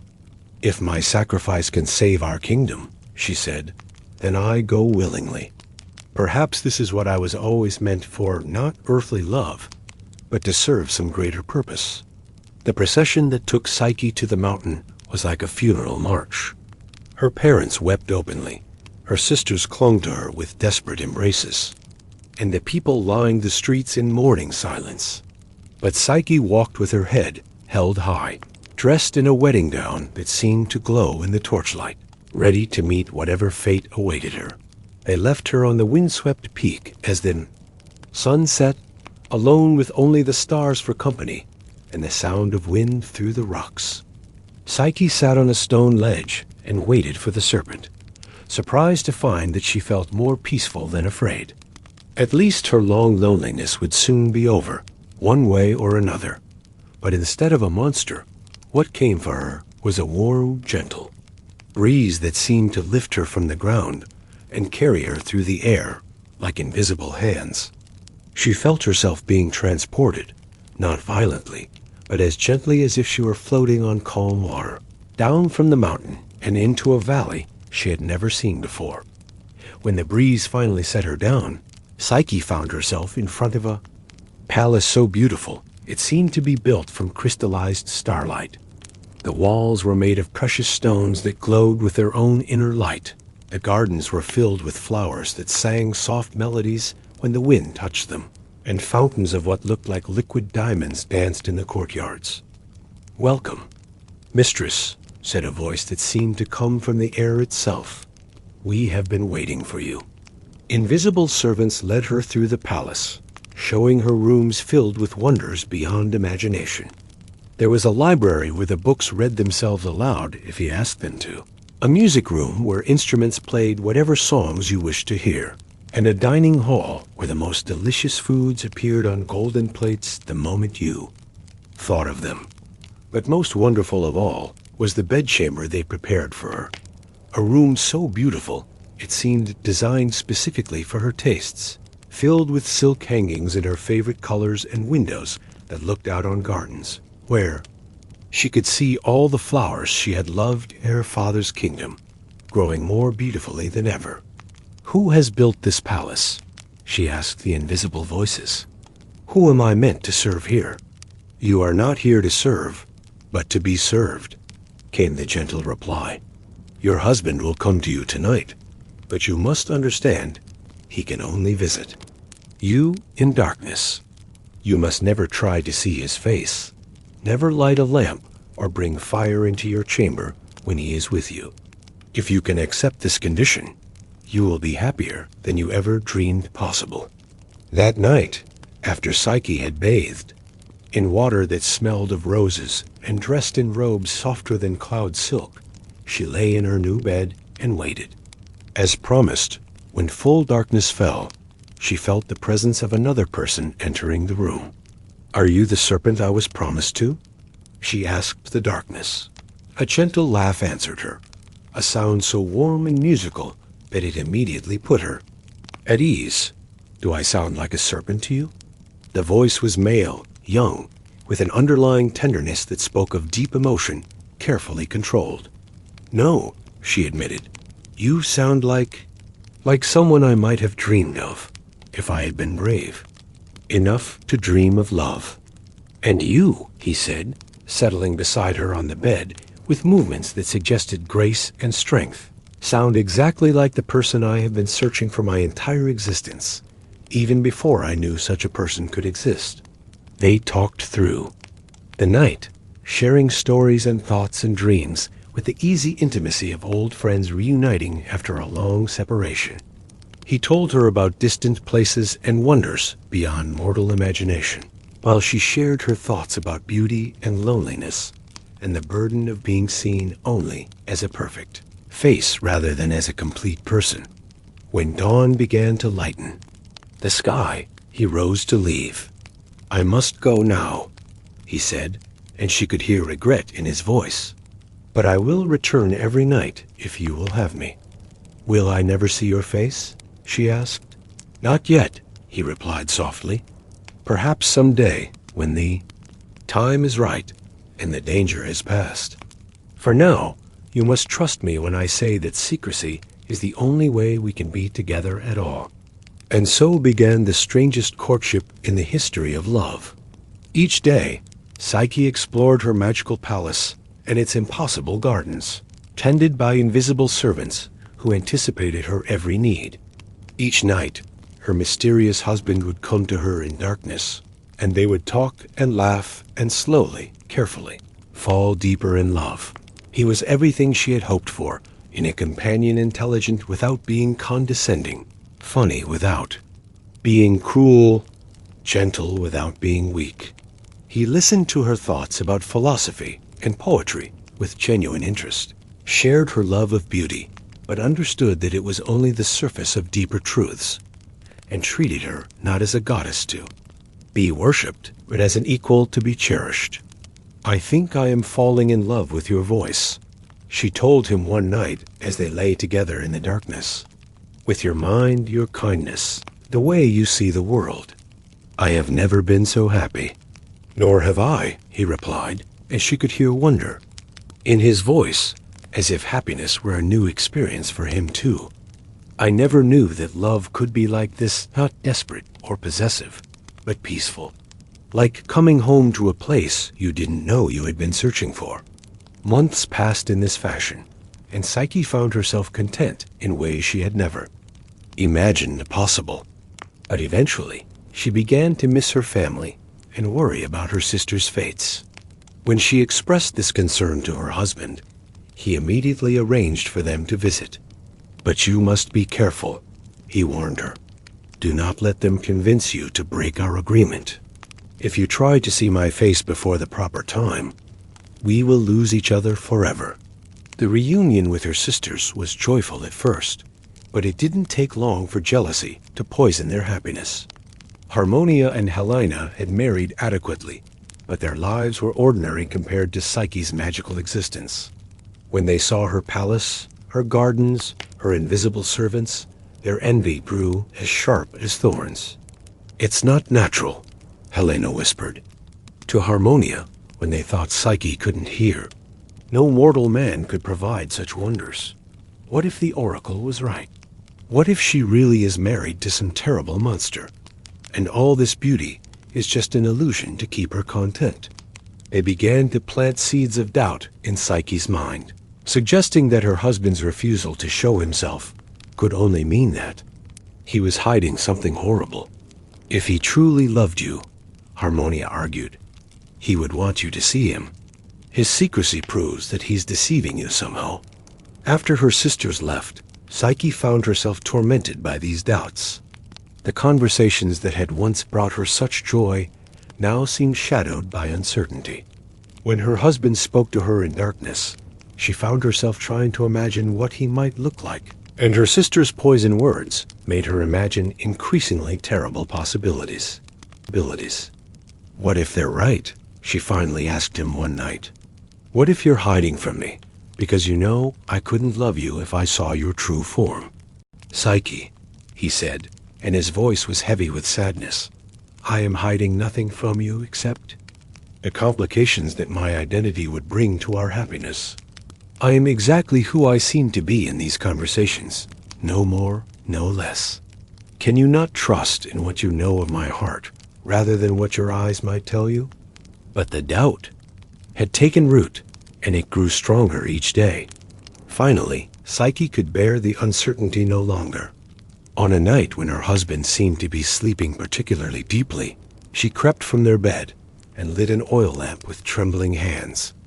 The light revealed not a monster, but the most beautiful youth she had ever seen. He appeared to be no older than herself, with golden hair that seemed to hold sunlight and features so perfect they could have been carved by the greatest sculptor who ever lived. Great white wings were folded against his back, and beside the bed lay a bow and a quiver of golden arrows that seemed to shimmer with their own inner light. This was no serpent or demon. This was Eros himself, the god of love, and he was more beautiful than any mortal man could ever be. Psyche stared in wonder, finally understanding why he had needed to hide his identity. A mortal princess could never openly marry an Olympian god, especially not the son of Aphrodite. But as she leaned closer to get a better look at his sleeping face, a drop of hot oil fell from her lamp onto his shoulder.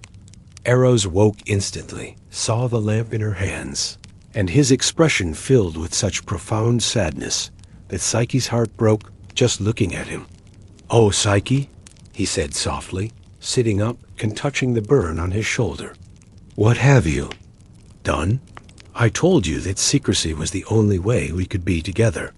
Now my mother will discover our marriage, and her wrath will separate us forever." "I'm sorry," Psyche whispered, setting down the lamp and reaching for him. "I was afraid. I doubted. I let my sisters poison my mind with their jealousy. But now I see who you truly are, and I love you even more than before. Surely we can find a way." But Eros was already spreading his wings, preparing to fly away. "Love without trust cannot survive," he said, and his voice was gentle but final. "I would have revealed myself to you when the time was right, when I had found a way to protect you from my mother's anger. But now it's too late. Aphrodite will know what has happened the moment I return to Olympus, and she will make sure we never meet again." "Then don't go back," Psyche pleaded. "Stay with me here, in our palace. We can hide from her together." Eros shook his head sadly. "A god cannot hide from another god forever. And I have duties, responsibilities that I cannot abandon. The world needs love to continue, and that magic flows through me. If I stay here, the entire mortal realm will become cold and barren." With that, he flew out through the window and disappeared into the night sky, leaving Psyche alone in the palace that immediately began to fade around her. The walls became transparent, the gardens withered, and the invisible servants vanished like smoke.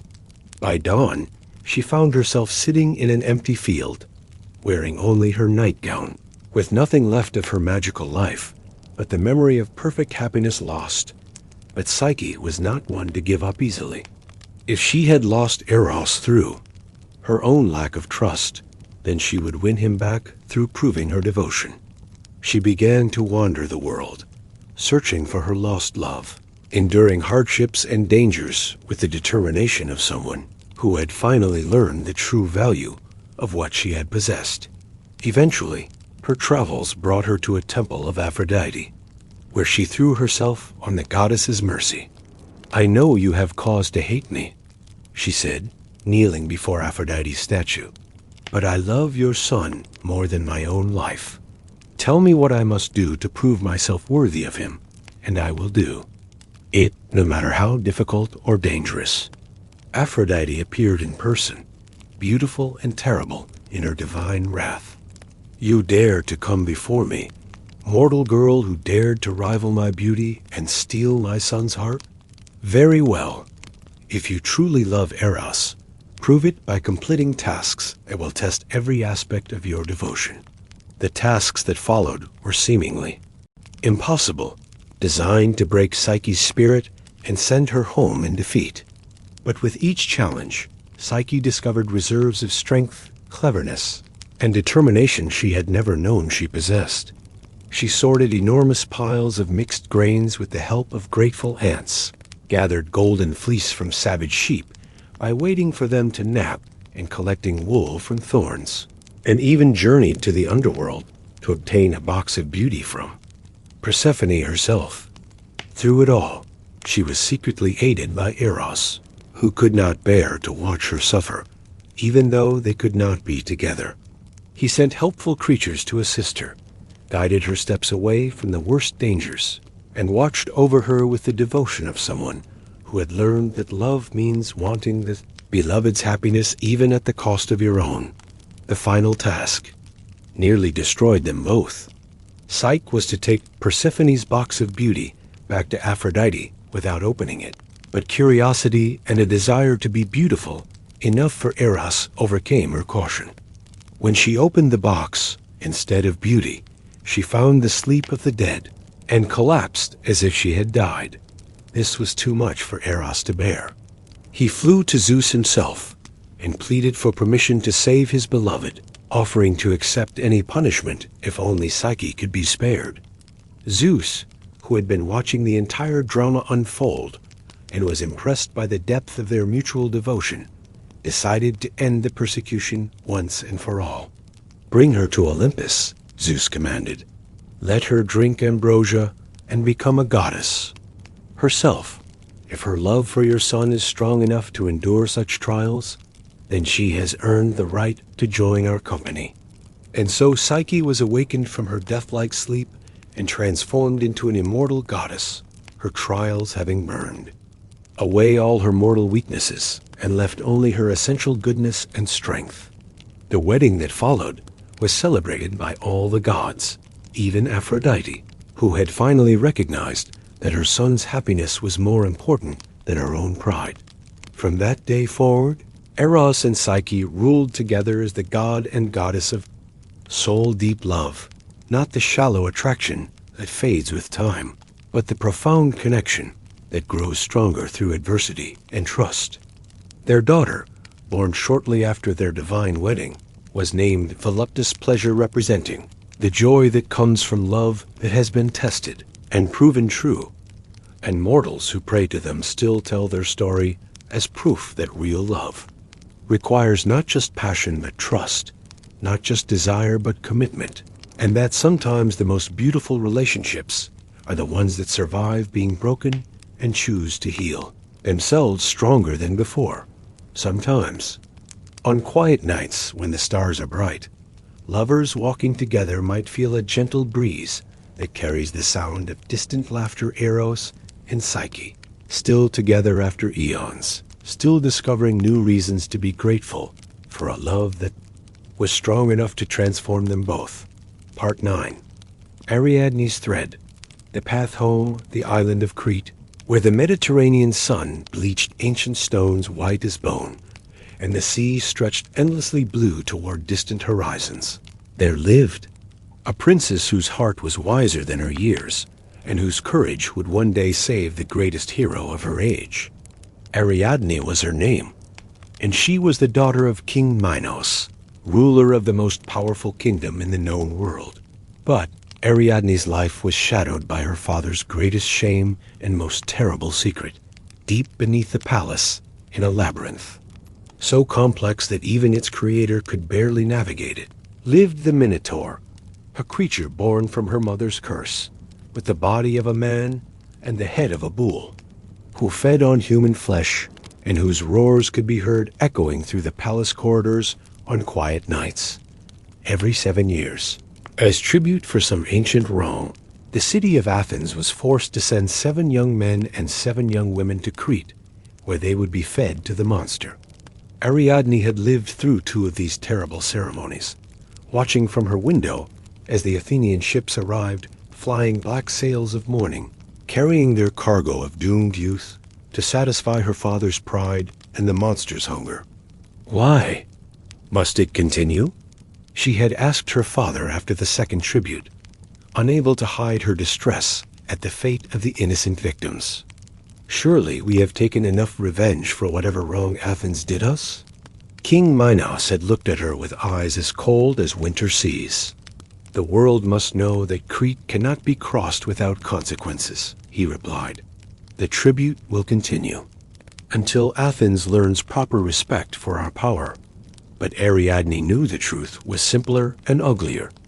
Her father continued the tributes because he was afraid of the Minotaur, afraid of what the creature might do if it were not regularly fed, afraid to confront the monster that his own family's sins had created. It was easier to sacrifice foreign youth than to face the terrible consequences of past choices. Now, as she stood on the palace balcony, watching the 3rd tribute ship approach across the wine-dark sea, Ariadne felt a familiar weight of helpless sorrow settle over her heart. Somewhere on that ship were 14 young people who would die horribly within days, and there was nothing she could do to prevent it. Or so she thought, until she saw him. She saw him. Among the Athenian captives being led through the palace courtyard, one young man stood out like a torch in darkness. He was tall and strong, with the kind of easy confidence that comes from facing danger many times and surviving. But it wasn't his physical beauty that caught Ariadne's attention. It was the way he moved, alert and assessing, studying the palace layout and guard positions, even as he was being marched what should have been certain death. This was Theseus, prince of Athens, who had volunteered to take the place of one of the chosen tributes in hopes of finally ending the terrible cycle of sacrifice. He had come to Crete with a plan, though Ariadne didn't know it yet, to enter the labyrinth, kill the Minotaur, and free his people from their obligation forever. That evening, as the palace settled into uneasy sleep, Ariadne found herself unable to rest. She kept thinking about the young Athenian's eyes, not desperate or resigned like the other tributes, but determined, as if he knew something the rest of them didn't. Against all wisdom and protocol, she made her way to the tower where the captives were being held. The guards knew better than to question a princess's movements, so she was able to approach Theseus's cell without difficulty. He was sitting by the small window, looking out at the stars, and when he turned toward her approach, his expression showed no surprise at seeing her. "Princess Ariadne," he said, rising and bowing slightly. "I wondered if you might come. You know who I am?" she asked, startled. "Everyone knows who you are," Theseus replied gently. "The kind princess of Crete, who tends the palace gardens and feeds stray cats, who gives coins to beggars and speaks softly to servants. Your reputation for compassion has reached even Athens." Ariadne felt heat rise in her cheeks. She had not expected him to know anything about her, let alone speak of her with such warmth. "And you are Theseus," she said, "the prince who volunteered to die so that others might live." "That took great courage, or great foolishness," he replied with a slight smile. "I haven't decided which yet." They talked through the night, speaking in whispers that wouldn't carry to the guards. Theseus told her about Athens, about the families, who wept each time the black ships came to collect their tribute, about his determination to end the cycle of death that bound their two cities together. Ariadne found herself sharing thoughts she had never voiced before: her horror at her father's cruelty, her longing to see justice done, her dreams of a world where problems were solved through wisdom rather than violence. "You plan to fight the Minotaur," she said as dawn began to lighten the sky. It wasn't a question. Theseus nodded. "I have to try. Even if I fail, perhaps my death will inspire others to keep trying until someone succeeds." "You'll never find your way out," Ariadne said urgently. "The labyrinth was designed by Daedalus himself. It's so complex that men have been lost in it for days, wandering in circles until they died of thirst. And that was without the Minotaur hunting them. Even if you somehow manage to kill the creature, you'll die lost in those twisting passages." "Then I'll die," Theseus said simply. "But at least I'll die trying to do something meaningful."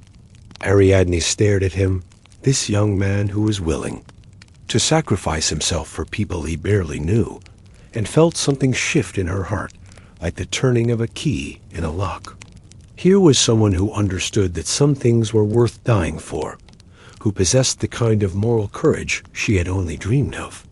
In that moment, she made a decision that would change both their lives forever. "What if I could help you?" she whispered. Theseus leaned closer to the bars of his cell. "What do you mean?" "I know someone who understands the labyrinth," Ariadne said, her mind racing with possibilities. "Daedalus built it, but he also told me its secret before my father imprisoned him in his tower. There is a way to navigate it safely, a way to find your path back out, even after wandering in the deepest passages. Why would you help me?" Theseus asked. "I'm your father's enemy." Ariadne met his eyes steadily. "Because what my father is doing is wrong, and I'd rather be a traitor to him than a coward to my own conscience. Because you're willing to die to save innocent people, and that makes you braver than anyone I've ever known. And because—" she paused, hardly believing she was about to say the words, "because I think I'm falling in love with you." The honesty of her confession hung in the air between them like a bridge across an impossible chasm. Theseus reached through the bars to touch her hand gently. "And I with you," he said softly. "I came here planning to die, but now I find I have a reason to live. If you can help me survive the labyrinth, I swear I will take you away from this place, away from a father who uses his own daughter's goodness to excuse his cruelty." The next day, as Theseus and his fellow captives were led toward the entrance of the labyrinth, Ariadne managed to approach him in the confusion of the crowd. Pressing close as if overcome with pity for the doomed prisoners, she slipped in 2 items: a sword that had belonged to her grandfather, and a ball of thread spun from the finest silk. "The sword for the monster," she whispered urgently. "The thread for the maze. Tie one end at the entrance and unspool it as you go. It will lead you back to the light, no matter how deep you travel." "And then?" he asked. "Meet me at the harbor after midnight. I'll have a ship ready, and we'll sail for Athens together. But you must promise me, if you survive this, if we escape together, you won't abandon me when we reach your homeland. I'm giving up everything I've ever known to help you." "I promise," Theseus said, and something in his voice made her believe him completely. The entrance to the labyrinth was a simple stone archway that seemed to exhale cold, stale air like the breath of something long dead. Beyond it lay corridors that twisted and branched and doubled back on themselves in patterns that defied rational navigation.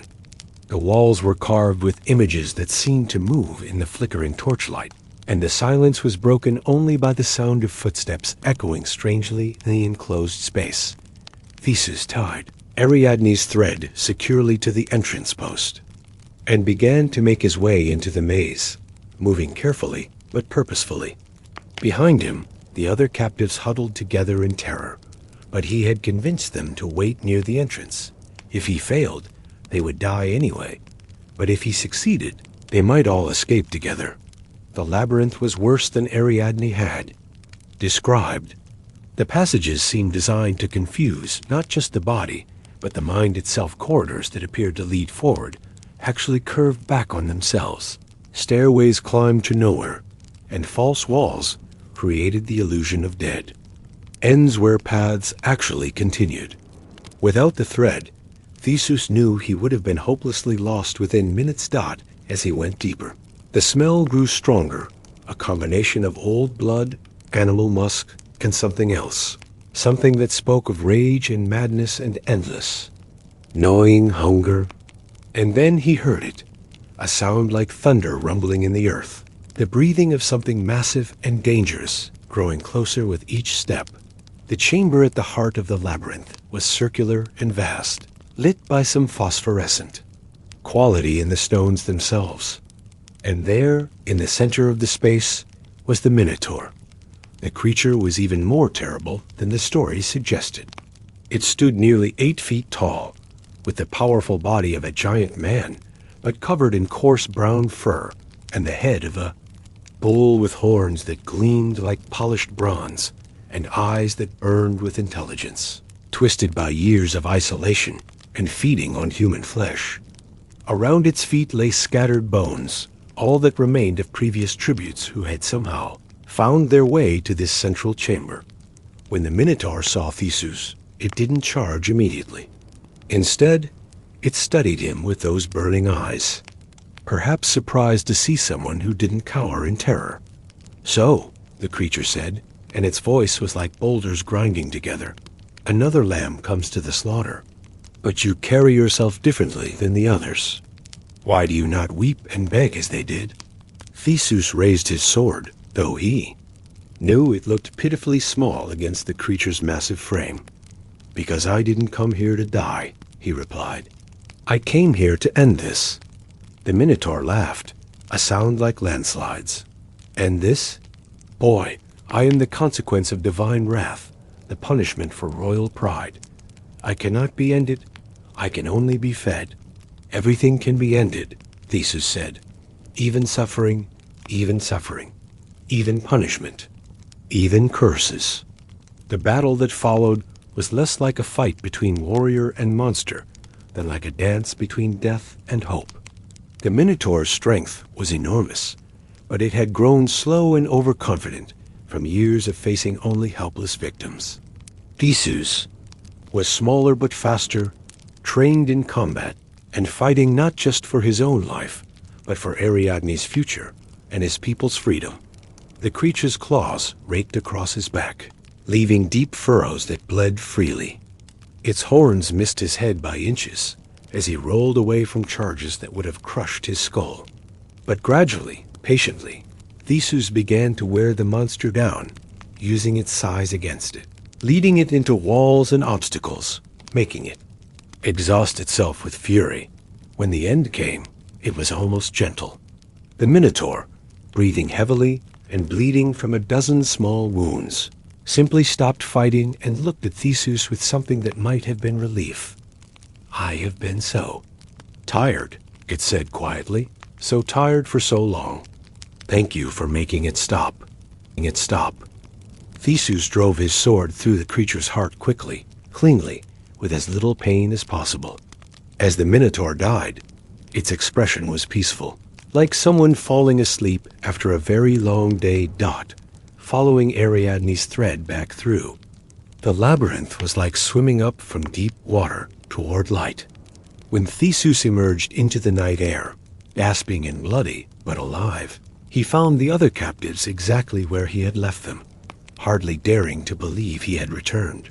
"It's over," he told them simply. "The Minotaur is dead. We're going home." The escape that followed was the stuff of legend.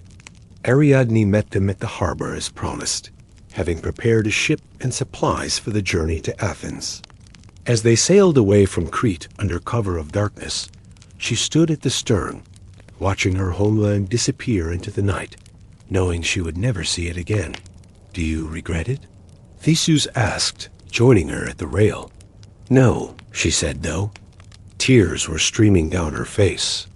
"I regret that it took me so long to find the courage to act. How many people died in that labyrinth while I stood by and did nothing?" "You weren't doing nothing," Theseus said gently. "You were waiting for the right moment, the right person to help.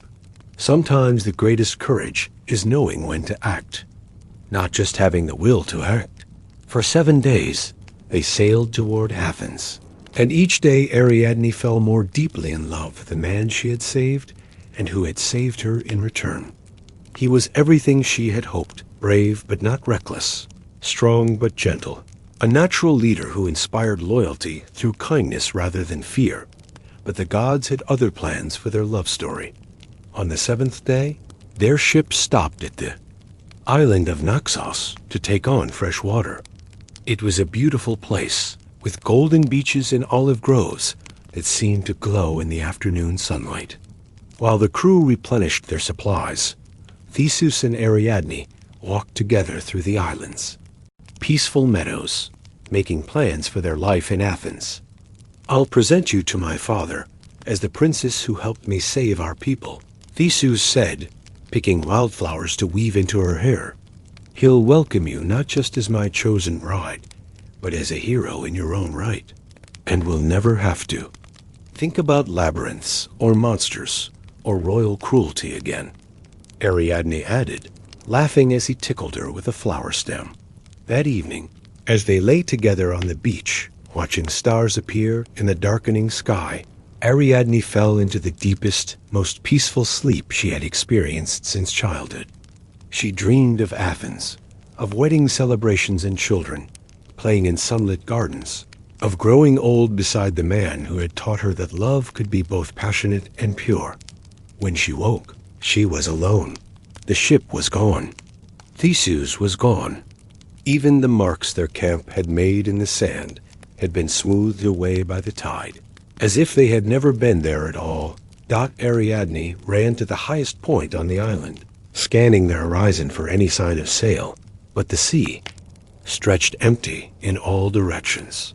She called Theseus's name until her voice was hoarse, but only the wind answered her cries. Finally, as the sun reached its zenith and the truth became undeniable, she collapsed on the rocky shore and wept with a grief so profound it seemed to shake the very foundations of the earth. She had given up everything, her family, her homeland, her future for love, and love had abandoned her on a deserted island without even an explanation. Had it all been a lie? Had Theseus planned this abandonment from the beginning, using her feelings to manipulate her into helping him escape? But even as these bitter thoughts tormented her, Ariadne's heart rebelled against them. She had seen Theseus's face when he looked at her, had heard the truth in his voice when he spoke of their future together. Whatever had happened, she could not believe it had been deliberate cruelty.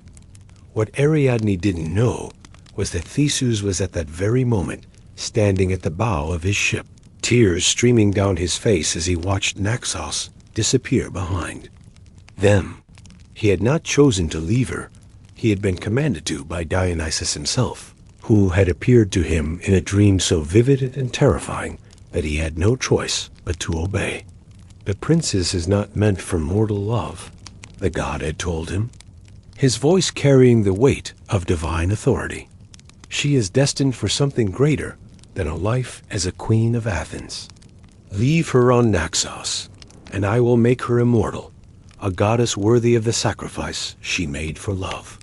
Refuse, and I will destroy your ship and everyone on it, including her. Theseus had argued, pleaded, even threatened, but gods do not negotiate with mortals. In the end, faced with a choice between Ariadne's mortal happiness and her immortal life, he had made the decision that broke his own heart to save hers. But Ariadne knew none of this as she sat alone on the beach, watching the sun set over water that held no ships, no hope, no future that she could imagine. As darkness fell, she found herself remembering her father's palace, wondering if she had made a terrible mistake in leaving everything familiar for a love that had proven as insubstantial as morning mist.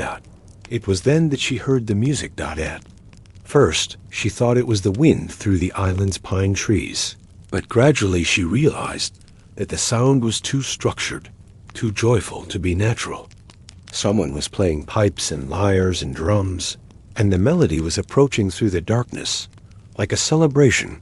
Walking toward her across the water. Lights appeared on the horizon, not the harsh glare of torches, but soft, warm illumination that seemed to dance on the waves.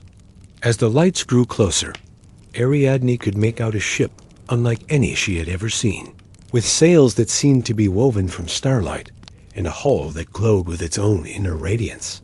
The ship pulled up to the beach as gently as if the sand were a proper harbor, and from it stepped the most beautiful young man Ariadne had ever seen. He was tall and graceful, with dark hair crowned with vine leaves and eyes that held all the joy and wildness of harvest festivals. This was Dionysus, god of wine and celebration, of theater and transformation, of all the things that make life worth living. Princess Ariadne, he said, his voice like aged wine and summer laughter. I have come to offer you a choice. Ariadne stood slowly, wiping tears from her cheeks, but maintaining the dignity that had never left her even in her deepest sorrow. What choice? She asked.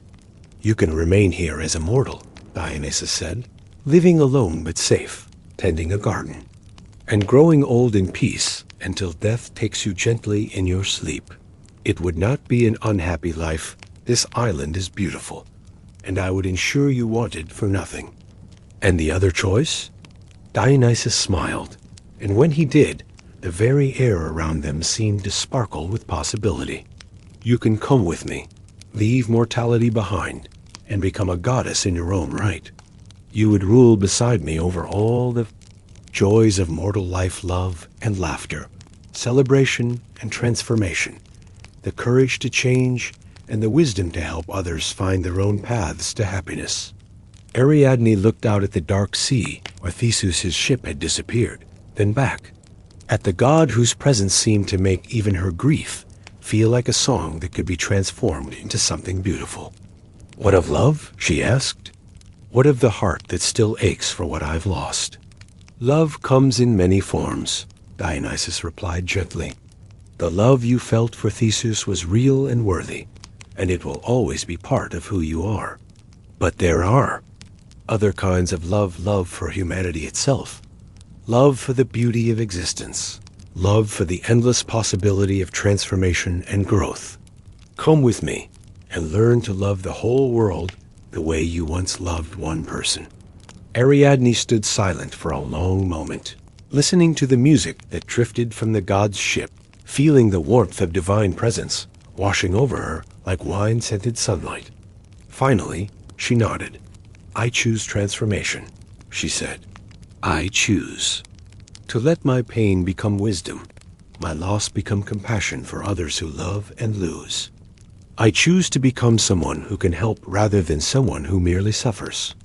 Dionysus took her hand, and the moment their fingers touched, Ariadne felt immortality flow through her like golden honey. Her mortal sadness didn't disappear instead. It transformed into something deeper and more beautiful, an understanding of loss that would help her comfort others who faced their own heartbreaks.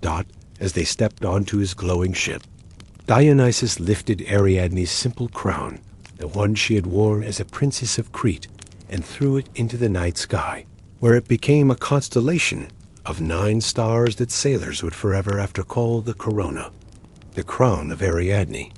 "So that mortals will always remember," he said, "that love lost is not love wasted, that sacrifice for others creates its own kind of immortality, and that sometimes the end of one story is simply the beginning of another." Together they sailed across the wine-dark sea to join the company of the gods, where Ariadne became the goddess of pathways and passages, of all the threads that lead souls from one phase of life to another. Mortals would pray to her when facing difficult transitions, when choosing between safety and adventure, when needing the courage to leave what they knew for what they might become. And sometimes, on islands throughout the Mediterranean, travelers would find balls of silken thread washed up on the shore, gifts from Ariadne to any who might need guidance through their own labyrinths, their own impossible choices, their own journeys from who they were to who they might yet become. Theseus, meanwhile, returned to Athens as a hero, but he never forgot the princess who had saved him. He built a temple in her honor and told her story to anyone who would listen, ensuring that her courage and sacrifice would be remembered long after both their mortal lives had ended. And on clear nights, when the constellation of the crown shines brightest in the sky, lovers walking on beaches might hear the sound of distant music and catch the scent of wine and wildflowers on the breeze. Ariadne and Dionysus, still celebrating the kind of love that transforms loss into wisdom, endings into beginnings, and mortal pain into immortal compassion. For in the end, Ariadne's thread led not just Theseus out of the labyrinth, but herself out of the maze of mortal limitation, into a love larger and more lasting than she had ever dared to dream. Part 10. Cassandra's gift, the truth that sleeps in the great city of Troy, where towers rose like prayers toward heaven, and the walls stood strong enough to hold back armies. There lived a princess whose beauty was matched only by her wisdom, and whose fate would become one of the most tragic in all the stories mortals tell. Cassandra was her name, and she was the daughter of King Priam and Queen Hecuba, born under stars that seemed to whisper secrets to those who knew how to listen. From childhood, Cassandra had been different from her siblings. While her brothers learned swordplay and her sisters practiced weaving, she would spend hours sitting in the temple gardens, listening to sounds no one else could hear, the whisper of future events carried on the wind, the echo of conversations that had not yet taken place, the distant thunder of wars that were still years away. "She's always been a dreamer," her mother would say fondly, watching as young Cassandra talked quietly to herself in the olive grove. "She sees things the rest of us miss."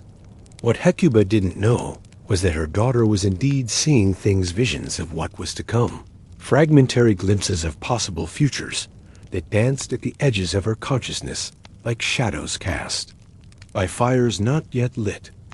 It was a gift that might have made her the most valued advisor in all of Troy, if only anyone had believed her. The gods noticed Cassandra as she grew from child to maiden, particularly Apollo, god of prophecy and light, whose own gift for seeing the future was legendary among immortals and mortals alike. He watched her sitting in his temple during the long afternoon hours, her dark hair catching the sunlight as she listened to whispers from tomorrow, and he found himself captivated by her unusual ability. One evening, as Cassandra knelt alone before Apollo's altar, offering prayers for her city's continued prosperity, the god appeared before her not in blazing divine glory, but as a young man of extraordinary beauty, with golden hair that seemed to hold captured sunlight and eyes the color of summer skies. "Cassandra," he said, his voice like music played on. "Perfect instruments. I have been watching you." The princess looked up, unafraid though surprised. Something in his presence told her immediately that this was no mortal man, and the way light seemed to bend around him suggested divinity beyond question. "Lord Apollo," she said, rising and bowing with a grace that had been bred into her royal bones, "why do you honor me with your presence?" "Because you already possess a gift that few mortals are granted," Apollo replied, settling beside her on the marble steps with movements that seemed to flow like liquid gold. "You see glimpses of what is to come, do you not? Fragments of the future that visit you in dreams and quiet moments?" Cassandra nodded, her heart beating faster with excitement. Finally, someone who understood. "Yes, my lord, but the visions are unclear, fragmented. I see pieces of conversations, glimpses of events, but I can never make sense of the whole picture." Apollo smiled, and when he did, the entire temple seemed to grow brighter. "I can change that for you, dear Cassandra. I can give you the gift of true prophecy, clear visions of what is to come, the ability to see the future as clearly as you now see the present. You would become the greatest oracle who ever lived, able to guide your people through the challenges that await them." The offer was everything Cassandra had ever dreamed of. To see clearly instead of catching mere shadows, to finally understand the whispers that had haunted her since childhood, to be able to help her beloved Troy prepare for whatever dangers lay ahead. It seemed like a gift beyond price. "What would you ask in return?" she said, for she had been raised on stories of gods and mortals, and she knew that divine gifts always came with divine prices. "Only your love," Apollo said softly, his eyes warm with genuine affection. "I have watched you for months, and I have come to care for you deeply. Grant me your heart, and I will grant you the sight that will make you the most valuable counselor Troy has ever known." Cassandra hesitated, not from fear, but from honesty. Apollo was beautiful beyond description, kind in his manner, and offering her something she desperately wanted. But she did not love him, at least. Not yet, and she had been taught that love could not be commanded or bargained for, only given freely when it grew naturally in willing soil. "My lord," she said carefully, "I am honored by your offer, and your affection. Grant me the gift of prophecy, and I will serve you faithfully as your oracle. Perhaps in time, love will grow between us as I come to know you better. But I cannot promise what I do not yet feel." It was an honest answer, more honest than most mortals would have dared give a god. Apollo considered her words, seeing in then not rejection, but the integrity that had drawn him to her in the first place. Someone who would speak truth even to divinity was exactly the kind of person who should wield the power of prophecy. "Very well," he said, reaching out to touch her forehead with one finger. "Let truth be your gift, and let time determine whether it leads to love." The moment his finger touched her skin, Cassandra felt the gift flow into her like liquid fire. Suddenly, the whispers that had always been unclear became sharp as crystal. She could see the future stretching out before her in vivid detail, not just one possible future, but all of them, branching and flowing like the delta of a great river dot. And what she saw in those first clear moments of prophetic sight filled her with such horror that she gasped and pulled away from Apollo's touch. She saw Troy burning. She saw its great walls breached and its towers falling. She saw her brothers dead in the dust, her father's crown broken, her mother led away in chains. She saw herself, older and mad with grief, trying desperately to warn people who would not. Listen as catastrophe approached on bronze-shod feet. "No," she whispered, staring at Apollo with eyes wide with terror. "Take it back. I don't want to see this. I don't want to know." Apollo's expression grew concerned, then hurt, then angry as he realized what she was seeing. "The gift cannot be taken back once given," he said. "But perhaps you need time to adjust to the weight of such knowledge. Come to me again when you have learned to bear what you have seen, and we will speak of love then." But Cassandra was backing away from him, shaking her head frantically. The visions were coming faster, now images of death and destruction, of choices that would doom everyone she loved, of a future so terrible she could not bear to witness it. "I cannot love someone who has given me such a curse," she said, her voice breaking. "To see the doom of everyone I care about and be powerless to prevent it, how is that a gift? How is that anything but the cruelest torture imaginable?"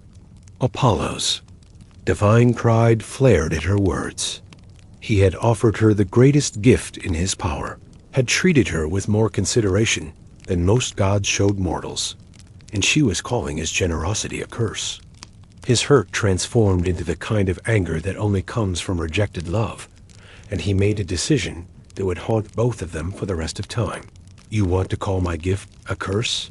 he said, his voice now cold as winter wind. "Then let it truly become one. Keep the sight I have given you. See all the terrible things that are coming with perfect clarity. But from this moment forward, no one will ever believe your prophecies. You will see the truth. You will speak the truth. But you will be dismissed as a madwoman whose words mean nothing." "Please," Cassandra whispered, reaching toward him with desperate hands. "I spoke in fear and pain, not from ingratitude. Don't let my people suffer, because I was too weak to bear knowledge of their fate." But Apollo was already fading, becoming translucent as mist. "The curse is spoken and cannot be recalled," he said, though there was sadness in his voice now as well as anger. "Perhaps in time you will learn that even the most painful truth is better than the most comfortable lie." And then he was gone, leaving Cassandra alone in the temple, with a mind full of terrible knowledge and a heart breaking with the understanding that she would never be able to save anyone she loved. The curse began immediately. That very evening, Cassandra ran to her father's palace, desperate to warn him about the approaching war that would destroy their city. She had seen it all in perfect detail. The golden apple that would spark the conflict, the ships that would darken the sea, the wooden horse that would breach their impregnable walls. "Father," she said, falling to her knees before King Priam's throne, "you must listen to me. A great war is coming, a war that will destroy Troy completely. I have seen it. Cassandra," her father interrupted gently, rising to lift her to her feet. "You've been spending too much time in Apollo's temple again. All those old stories of gods and prophecies have filled your head with nightmares." "No, this is not a nightmare," she insisted, gripping his hands with desperate strength. "This is what will happen. The Greek ships will come, thousands of them, and they will lay siege to our city for 10 years. We will think we have won when they finally sail away, but they will leave behind a great wooden horse. And enough," Priam said, his voice still kind but firm. "You're frightening yourself with these fantasies. Go to your room and rest. Perhaps some warm wine and sleep will clear your head of these dark imaginings."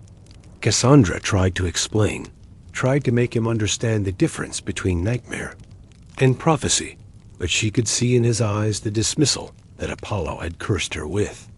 To her father, she was simply a daughter overwrought by too much solitude and too many stories. She ran through the palace, trying to warn her brothers, her mother, anyone who would listen. But everywhere she went, the response was the same gentle concern for her mental state. Suggestions that she rest or take a vacation from her temple duties, but never belief in her words. As the years passed, Cassandra's prophecies became more frequent and more desperate. She would stand in the marketplace, crying out warnings about specific disasters, the collapse of certain buildings, the death of particular citizens, the outcome of military campaigns. And every prediction came true exactly as she had foreseen. But somehow, no one ever connected her warnings with the events that followed. Poor Princess Cassandra, people would whisper as she passed. She's been touched by madness. All that time, communing with the gods has broken her mind. The most terrible part was that Cassandra remained completely sane. The curse didn't drive her mad. It simply made everyone else perceive her as mad. She could think clearly, reason logically, remember perfectly, but her rational words fell on ears that heard only the ravings of a lunatic. When Paris returned from his mission to Sparta, bringing with him the beautiful Helen, whose face would launch 1,000 ships, Cassandra saw immediately what it meant. She threw herself at her brother's feet, begging him to send the woman back before her presence could destroy them all. "Brother," she pleaded, her voice breaking with the weight of what she knew was coming, "this woman's love will cost us everything. I have seen the armies that will come seeking her, the years of siege, the final fall. Please, send her back to her husband before it's too late." But Paris only laughed, drunk on love and his own sense of destiny. "Sister, your jealousy does you no credit. Helen came with me willingly, and our love is blessed by Aphrodite herself. No earthly power can stand against the will of the goddess of love." "No earthly power, perhaps," Cassandra whispered, "but I have seen the price the gods will exact for their blessings." The war came exactly as she had foreseen. The Greek ships darkened the sea, their bronze weapons gleaming in the Mediterranean. Sun like a forest of deadly metal. The siege began, and Troy settled in for what its leaders believed would be a brief conflict, easily won by superior walls and divine favor. But Cassandra knew better. She had seen every year of the 10-year siege, every battle, every death. She tried repeatedly to warn her father and brothers about specific attacks, to help them prepare for particular strategies, but her words were dismissed as the random utterings of a disturbed mind. The worst part was watching good people die when she could have saved them. She would see Hector, her noble brother, preparing for the battle that would end his life, and she would try to warn him, only to watch helplessly as he dismissed her words with affectionate concern and rode out to meet his fate. As the war dragged on and Troy's situation grew more desperate, some people began to wonder if perhaps there was truth in Cassandra's ravings after all. But even when her predictions proved accurate, the curse prevented them from truly believing or acting on her warnings. The end, when it came, was exactly as she had seen it in that first terrible vision. The Greeks constructed their wooden horse, filled it with warriors, and left it outside Troy's gates as an apparent offering to the gods. The Trojans, exhausted by years of war and eager to believe the conflict was over, decided to bring the horse inside their walls as a trophy of victory. Cassandra stood before the horse, screaming warnings that fell on deaf ears. "It's full of Greek soldiers," she cried, beating her fists against the wooden flanks. "This is how they will breach our walls. Don't bring it inside. Please, for the love of all the gods, listen to me this once." But her words were dismissed as usual. The horse was dragged through the gates with great celebration. And that night, as Troy slept in what they believed was peace, the hidden warriors emerged and opened the city to their waiting army. Cassandra spent the last night of Troy in her temple, weeping not just for her city's fall, but for all the deaths that could have been prevented if anyone had believed her warnings. She had lived with the knowledge of this night for years, watching it approach with the inexorable certainty of sunrise, powerless to change anything despite her perfect foresight. When the Greek soldiers found her there in Apollo's temple, she was no longer trying to prophesy or warn or save anyone. She was simply sitting quietly, having finally accepted that some curses cannot be broken, some truths cannot be heard, and some gifts are indistinguishable from punishments. The soldier who claimed her as his prize was Agamemnon, the Greek king, who had led the long war against Troy. She looked at him and saw instantly how his own story would end murdered by his wife upon his return home, killed by the very woman who had waited 10 years for his return. "Your wife will kill you," she told him calmly as he led her toward his ship. "She has taken a lover in your absence, and together they will murder you in your own palace." Agamemnon laughed, attributing her words to the wild ravings that had made her famous even among the Greeks. "The mad prophetess speaks again," he said to his companions. "Perhaps keeping her will provide entertainment during the voyage home." But Cassandra was no longer speaking to warn or save anyone. She had learned, finally, that her gift was not meant to prevent tragedies, but to bear witness to them, to remember what others would forget, to carry the truth even when it served no purpose but its own preservation. As Troy burned behind them, and the ship carried her toward a future she could see with terrible clarity, Cassandra made her peace with Apollo's curse. She would continue to speak truth to those who could not hear it, not because she hoped to change anything, but because truth deserved to be spoken even into silence. In the end, her prophecies were remembered long after the people who had dismissed them were forgotten.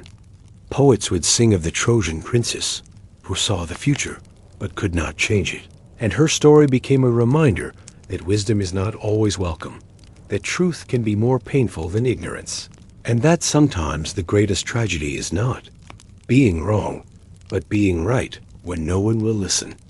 And sometimes, on quiet nights, when the wind carries whispers from ancient times, you might hear an echo of Cassandra's voice, still speaking prophecies into darkness, not because she hopes anyone will hear, but because bearing witness to truth, even unheeded truth, is its own form of courage, its own kind of victory over the forces that would prefer convenient lies to difficult realities. Part 11. Echo's voice, the sound of longing in the fall, time when nymphs danced freely through forest, glades, and gods walked among mortals with casual grace. There lived a wood nymph whose voice was so beautiful that even the nightingales would fall silent to listen when she spoke. Echo was her name, and she dwelt in the mountains and valleys, where her laughter could bounce off canyon walls and her songs could fill entire valleys with music that seemed to come from the very heart of nature itself. Echo was beloved by all the woodland creatures, for she had a gift not just for beautiful sound, but for beautiful words. She could tell stories that made the hours pass like minutes, weave compliments that made flowers bloom brighter, and speak comfort that could heal hearts broken by the 1,000 small sorrows that touch all living things. The other nymphs sought her company constantly, drawn by her warmth and wit, and even the gods would pause in their journeys to listen when Echo held court beneath the ancient oak trees. But Echo's greatest joy was not in being heard, it was in listening. She loved the sound of voices almost as much as she loved using her own, and she would spend hours in conversation, drawing out the stories and dreams and fears of anyone who would share them with her. There was something about her presence that made others feel safe enough to reveal their deepest thoughts, and Echo treasured each confidence like a precious gift. This love of conversation, however, would prove to be her downfall, though in a way that no one could have predicted. It happened during one of Zeus's many adventures in the mortal world, when the king of the gods was paying court to a group of mountain nymphs, while his wife Hera remained on Olympus. Zeus had always been prone to romantic wandering, and the nymphs of the high meadows were particularly lovely that season, with flowers in their hair and laughter like silver bells. But Hera, queen of the gods and goddess of marriage, was not one to ignore her husband's infidelities. She had grown suspicious of his frequent absences and decided to investigate personally, descending from Olympus in a chariot drawn by peacocks, her eyes blazing with the particular fury that comes from suspecting the worst and hoping to be proven wrong. Echo, who happened to be walking through the forest when Hera's chariot landed, immediately understood what was happening. She had seen Zeus earlier that day, surrounded by giggling nymphs and clearly enjoying himself in ways that would not please his wife. Now here was Hera, beautiful and terrible in her divine wrath, searching for evidence of his betrayal. What Echo did next came from kindness, not cunning. She approached the angry goddess and began to speak, not to deceive, but to delay, to give the innocent nymphs time to escape before Hera's justified rage could fall upon them. For Echo knew that, while Zeus might deserve punishment for his faithlessness, the young nymphs were guilty of nothing more than enjoying the attention of a charming stranger. "Great Hera," Echo said, bowing gracefully, "what an honor to see you in our humble woods. Have you come to enjoy the beauty of the spring flowers? The daffodils are particularly lovely this year, and the cherry trees are in full bloom." Hera paused, her anger temporarily diverted by the nymph's respectful greeting. "I have come looking for my husband," she said, her voice tight with controlled fury. "Have you seen Zeus in these woods?" "Zeus?" Echo said, as if considering the question. Carefully. "Well, the gods move in mysterious ways, don't they? Just this morning I was thinking about how the divine presence can be felt in so many places, in the whisper of wind through leaves, the song of brooks over stones, the dance of light and shadow." As Echo spoke, weaving a tapestry of words, that was beautiful, but revealed nothing. The nymphs Zeus had been courting scattered to safety through the trees. Her conversation gave them precious time to escape, but it also gave Hera time to realize she was being deliberately delayed. "Enough!" the goddess snapped, her divine nature flaring with power that made the very air shimmer. "You seek to distract me with pretty words while my husband and his latest conquests escape. You use your gift of speech to make a fool of me." "Great goddess," Echo said, her voice now trembling as she realized the danger she was in, "I meant no disrespect. I only thought—" "You thought to trick the queen of the gods with chatter and evasion," Hera interrupted, her anger now focused entirely on the nymph who had dared to interfere in her marriage. "You love words so much? You take such joy in conversation? Then let me grant you a gift that will teach you the true value of speech." The curse that followed was swift and merciless. "From this moment forward," Hera declared, her voice ringing with divine authority, "you will never again speak first in any conversation. You will never again initiate dialogue, never again tell your beautiful stories, never again offer comfort in your own words. You will only be able to repeat the last words spoken by others, like a voice trapped in a cave. Your gift for language will become a prison of silence, broken only by echoes of what others choose to say." The curse struck Echo like a physical blow, and she felt her ability to originate speech drain away like water through her fingers. When she tried to protest, to plead for mercy or understanding, she found that no words would come. Her voice, which had once been her greatest joy, had been reduced to a hollow reflection of others' thoughts. Hera departed, satisfied that justice had been served, leaving Echo alone in the forest with a punishment that was more cruel than death. For death would have been final, but this curse condemned her to live on, surrounded by the voices of others, but unable to add her own thoughts to any conversation. The change was immediate and devastating. When her fellow nymphs found her later, that day they tried to comfort her, not yet understanding what had happened. "Echo, dear, where have you been?" they asked. "We were worried when you disappeared." "Worried when you disappeared," Echo replied, the words torn from her against her will, revealing nothing of her own feelings or experiences. "Are you well? You sound strange," another nymph said with growing concern. "You sound strange," Echo repeated, unable to explain her condition, unable to ask for help, unable to do anything but mirror back their words like a voice bouncing off canyon walls. Gradually, her friends began to understand that something terrible had happened to their beloved companion, but without Echo's own voice to tell them what had occurred. They could only guess at the nature of her affliction.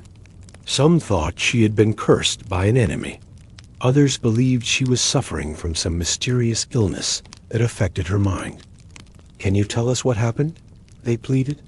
"What happened?" Echo could only repeat, her voice breaking with the frustration of having so much to say, but no way to say it. As days turned to weeks, Echo's isolation deepened. Conversations that had once been her greatest pleasure became torture, for she could participate only as a pale reflection of others. Thoughts, the story she had loved to tell, remained locked inside her. The comfort she had offered others was reduced to meaningless repetition, and the laughter that had once filled the forest was now only an echo of others' joy. She began to withdraw from company, unable to bear the constant reminder of what she had lost. She would wander the loneliest parts of the mountains, where her condition was less obvious, because there were fewer voices to echo. But even in solitude, she grieved for the conversations she could no longer have, the connections she could no longer make. It was during this period of isolation that Echo first saw Narcissus. She was sitting by a hidden stream, watching the water flow over smooth stones and remembering the sound of her own voice, describing such scenes to appreciative listeners, when the most beautiful young man she had ever seen came walking through the forest. His golden hair caught the sunlight like spun metal.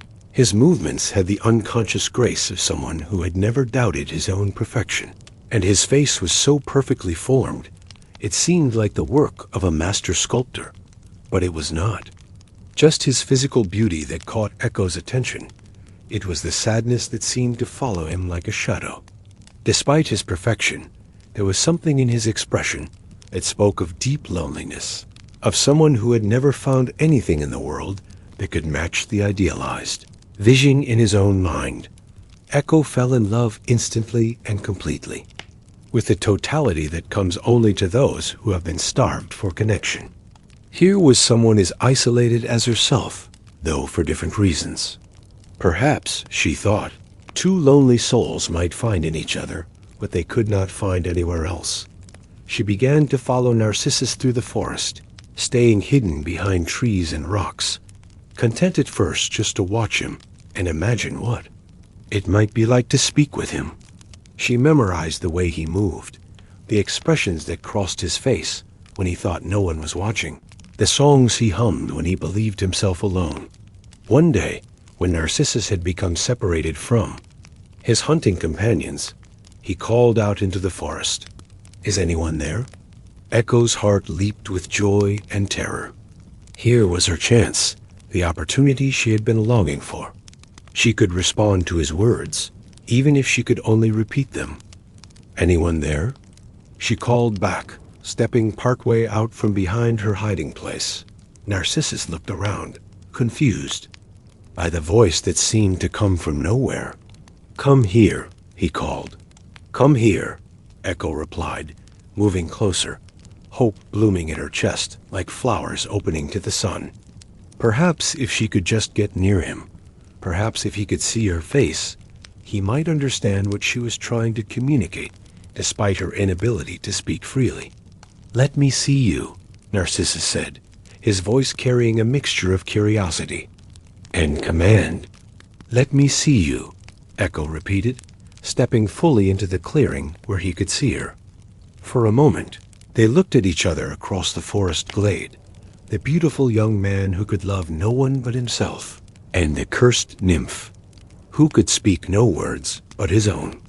In that instant, Echo allowed herself to believe that perhaps her love might be strong enough to overcome both their curses, that perhaps two broken souls might heal each other.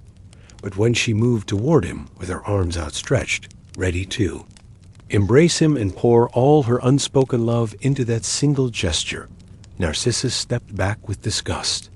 "I would rather die than let you touch me," he said coldly, his beautiful face twisted with disdain. The words hit Echo like physical blows, but the curse forced her to repeat them. "Let you touch me." The cruelty of having to voice her own rejection with her own lips was almost unbearable. Narcissus turned and walked away without another word, leaving Echo alone in the clearing, with her heart shattered and her voice trapped forever in the echo of his rejection. From that day forward, Echo began to waste away, not from any curse or illness, but from the simple inability to bear the weight of unrequited love combined with enforced silence. She had lost not just her voice, but her hope, not just her ability to speak, but her will to continue existing in a world where love could be so casual rejected and kindness could be so carelessly dismissed. She retreated to the loneliest caves and the most remote valleys, places where her voice could echo off stone walls in endless repetition, creating the illusion of conversation even where none existed. Gradually, her body began to fade, becoming more and more translucent until she was barely visible even to those who knew where to look. But her voice remained, growing stronger even as her physical form weakened. The mountains and canyons became repositories of her sound, carrying her words across vast distances and preserving them long after the speakers had forgotten what they had said. Other nymphs would sometimes hear her in the wild places, calling back their own words with a sadness that made even the stones seem to weep. His story became a reminder that the greatest gifts often come from those willing to sacrifice themselves for others' welfare, that progress sometimes requires defying authority in service of a higher good, and that love strong enough to endure any punishment is the force that truly changes the world. Sometimes, on quiet evenings when the first stars appear and families gather around their hearths, you can feel Prometheus's presence in the warmth that flows from every flame, not as the chained and suffering titan of his punishment, but as the generous spirit who saw what humanity could become and loved them enough to help them reach their potential, whatever the cost to himself. And in every act of teaching, every moment when someone shares knowledge that will make another's life better, every choice to help others grow rather than keeping them dependent, the spirit of Prometheus lives on proving that some gifts are too important to be hoarded, and some love too strong to be deterred by any threat of punishment. Atalantis.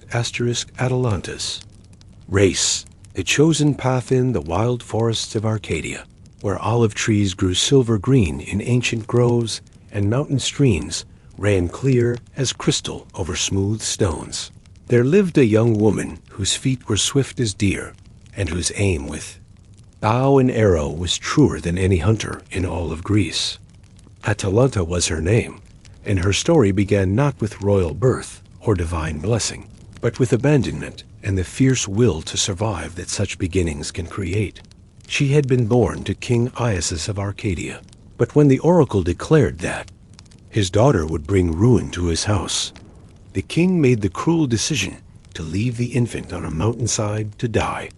It was a choice born of fear rather than malice, but it condemned an innocent child to face the wilderness alone, with only the mercy of the gods and the kindness of wild creatures to determine her fate. But the gods, it seemed, had other plans for Atalanta.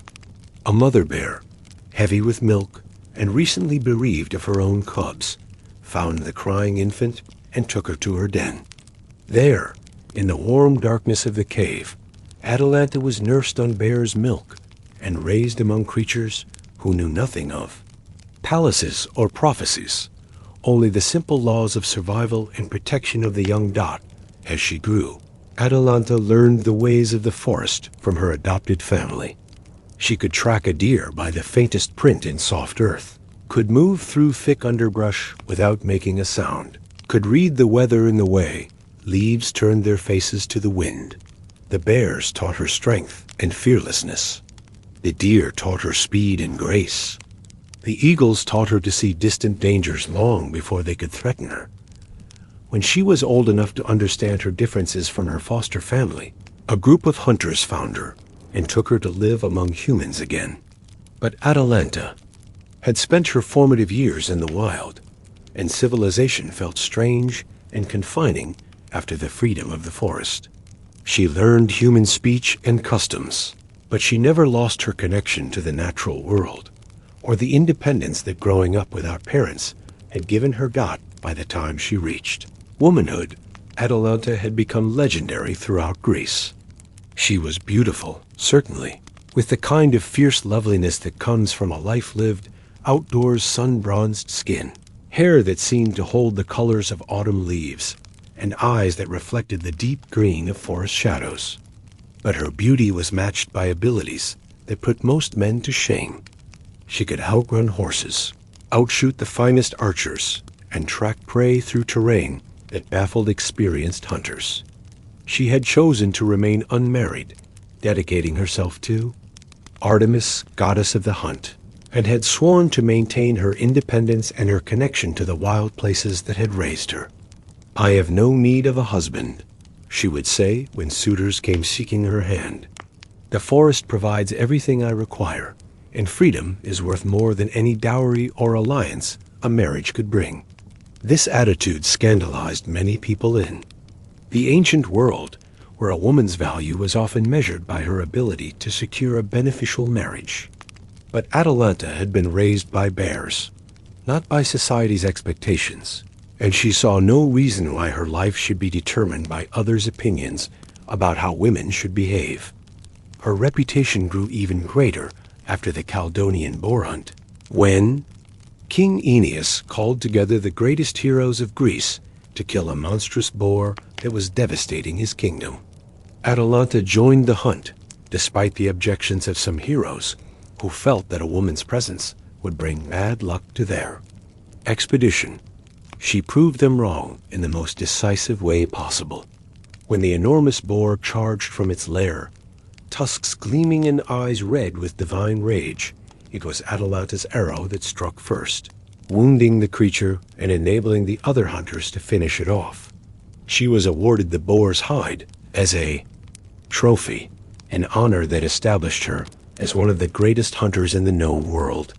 But fame, Atalanta discovered, came with its own burdens. Word of her beauty and prowess spread throughout Greece, and suitors began arriving at her father's court, for King Iasus, learning of his daughter's achievements, had overcome his fear of the prophecy and claimed her as his heir. These suitors came not just seeking marriage, but seeking to possess someone whose reputation had become legendary. "I will marry," Atalanta finally announced, weary of constant proposals and her father's pressure to choose a husband, "but only the man who can defeat me in a foot race. Any man who loses will forfeit his life. Any man who wins may claim me as his bride." It seemed like a fair contest, or at least a contest that would quickly eliminate all but the most confident suitors. For Atalanta could outrun horses when she chose to, and she had never met a human being who could match her speed. The challenge would either send the suitors away or end their pursuit permanently. But the conditions she set were harsh, and deliberately so. Atalanta had no desire to marry anyone, and she hoped that the threat of death would discourage all but the most arrogant or desperate men. She had seen too many women forced into marriages they didn't want, and she was determined that if she must marry, it would only be to someone willing to risk everything for the chance dot, to her surprise and growing distress. Many young men accepted the challenge.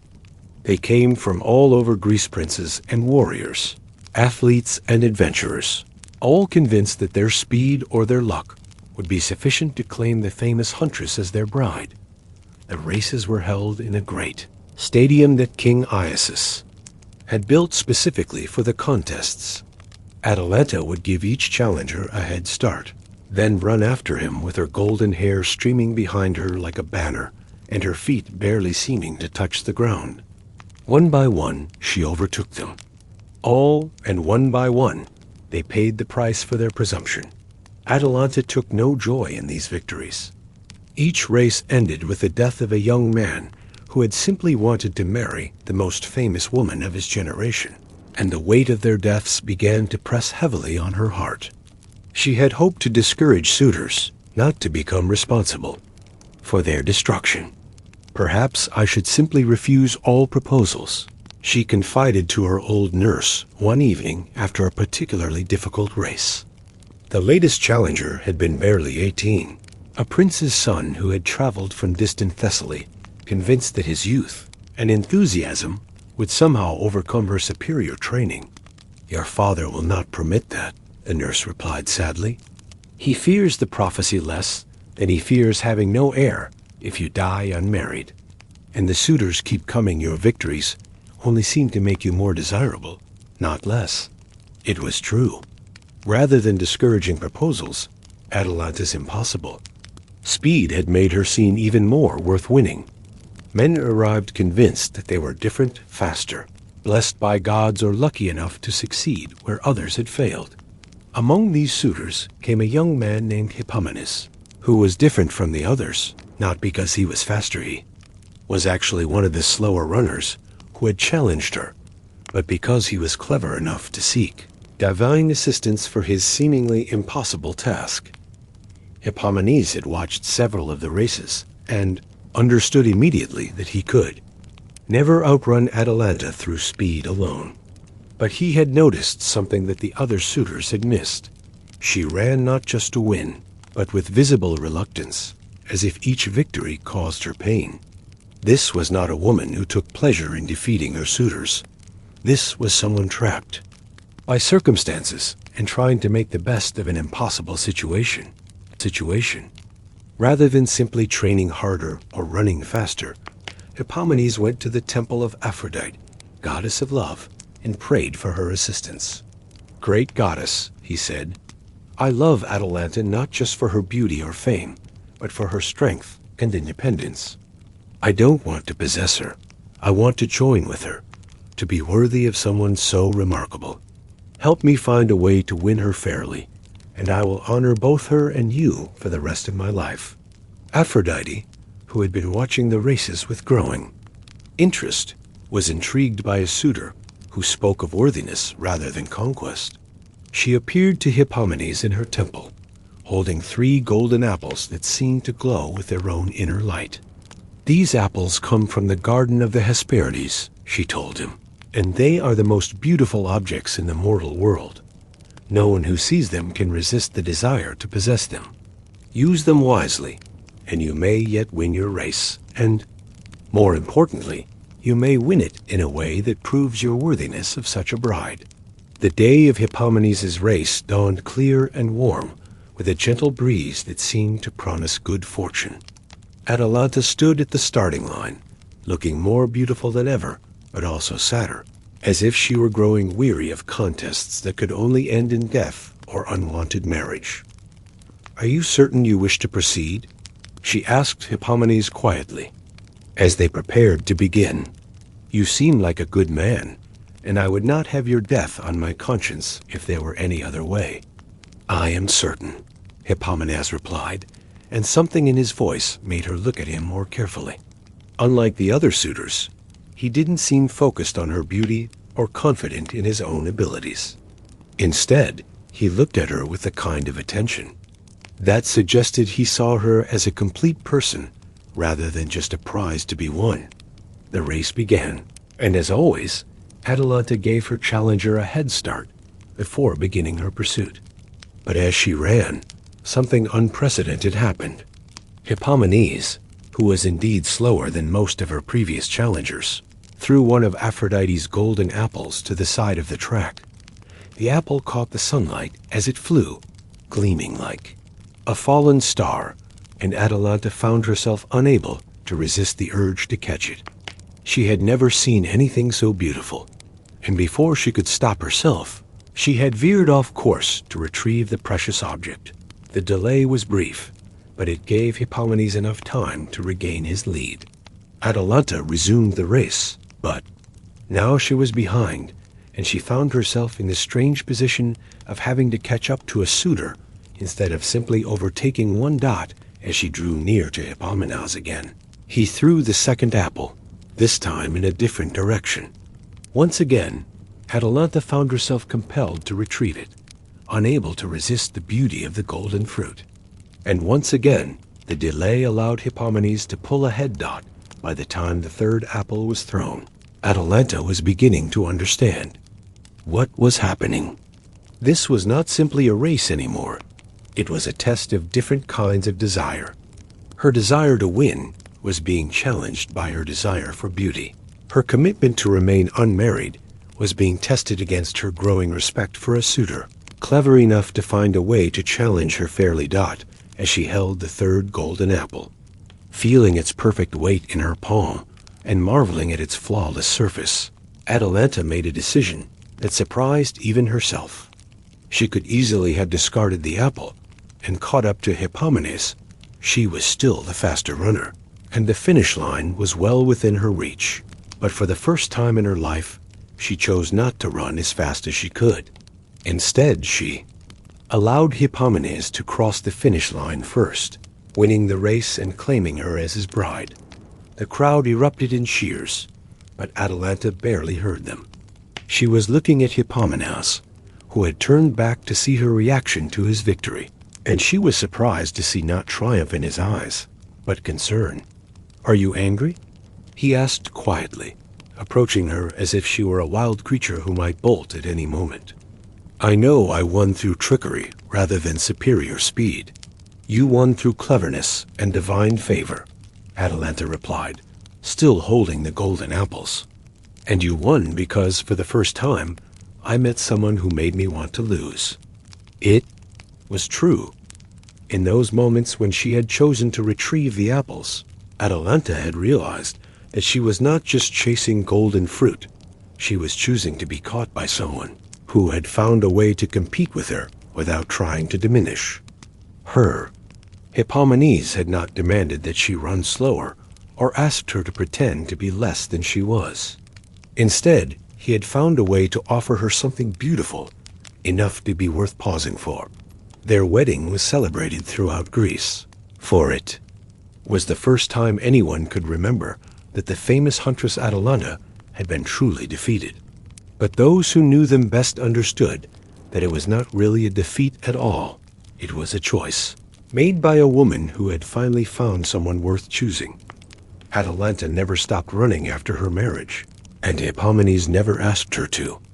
They would race together through the forests of Arcadia, sometimes competing, sometimes simply enjoying the freedom of swift movement through familiar territory. She taught him the ways of the wild that she had learned from her foster family, and he shared with her the stories and knowledge he had gained in the civilized world. Their life together was not the conventional marriage that either family had expected, but it was exactly what both of them needed. A partnership between equals, built on mutual respect and the recognition that some things are too precious to be possessed. Only shared they had children together, a son and daughter who inherited their mother's speed and their father's cleverness. Atalanta taught them to hunt and track and survive in the wilderness, while Hippomenes taught them to think strategically and seek creative solutions to impossible problems.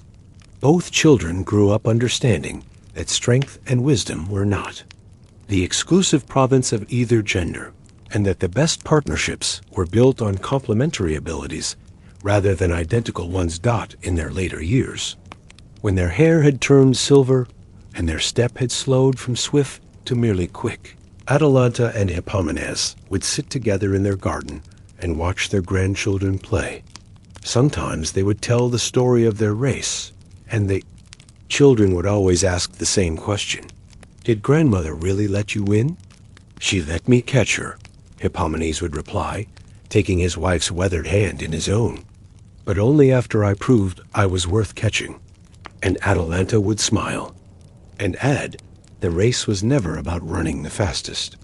It was about finding someone who could offer me something more beautiful than the life I already had. Your grandfather gave me golden apples, but more than that, he gave me the choice to be caught rather than simply hunted. And that made all the difference.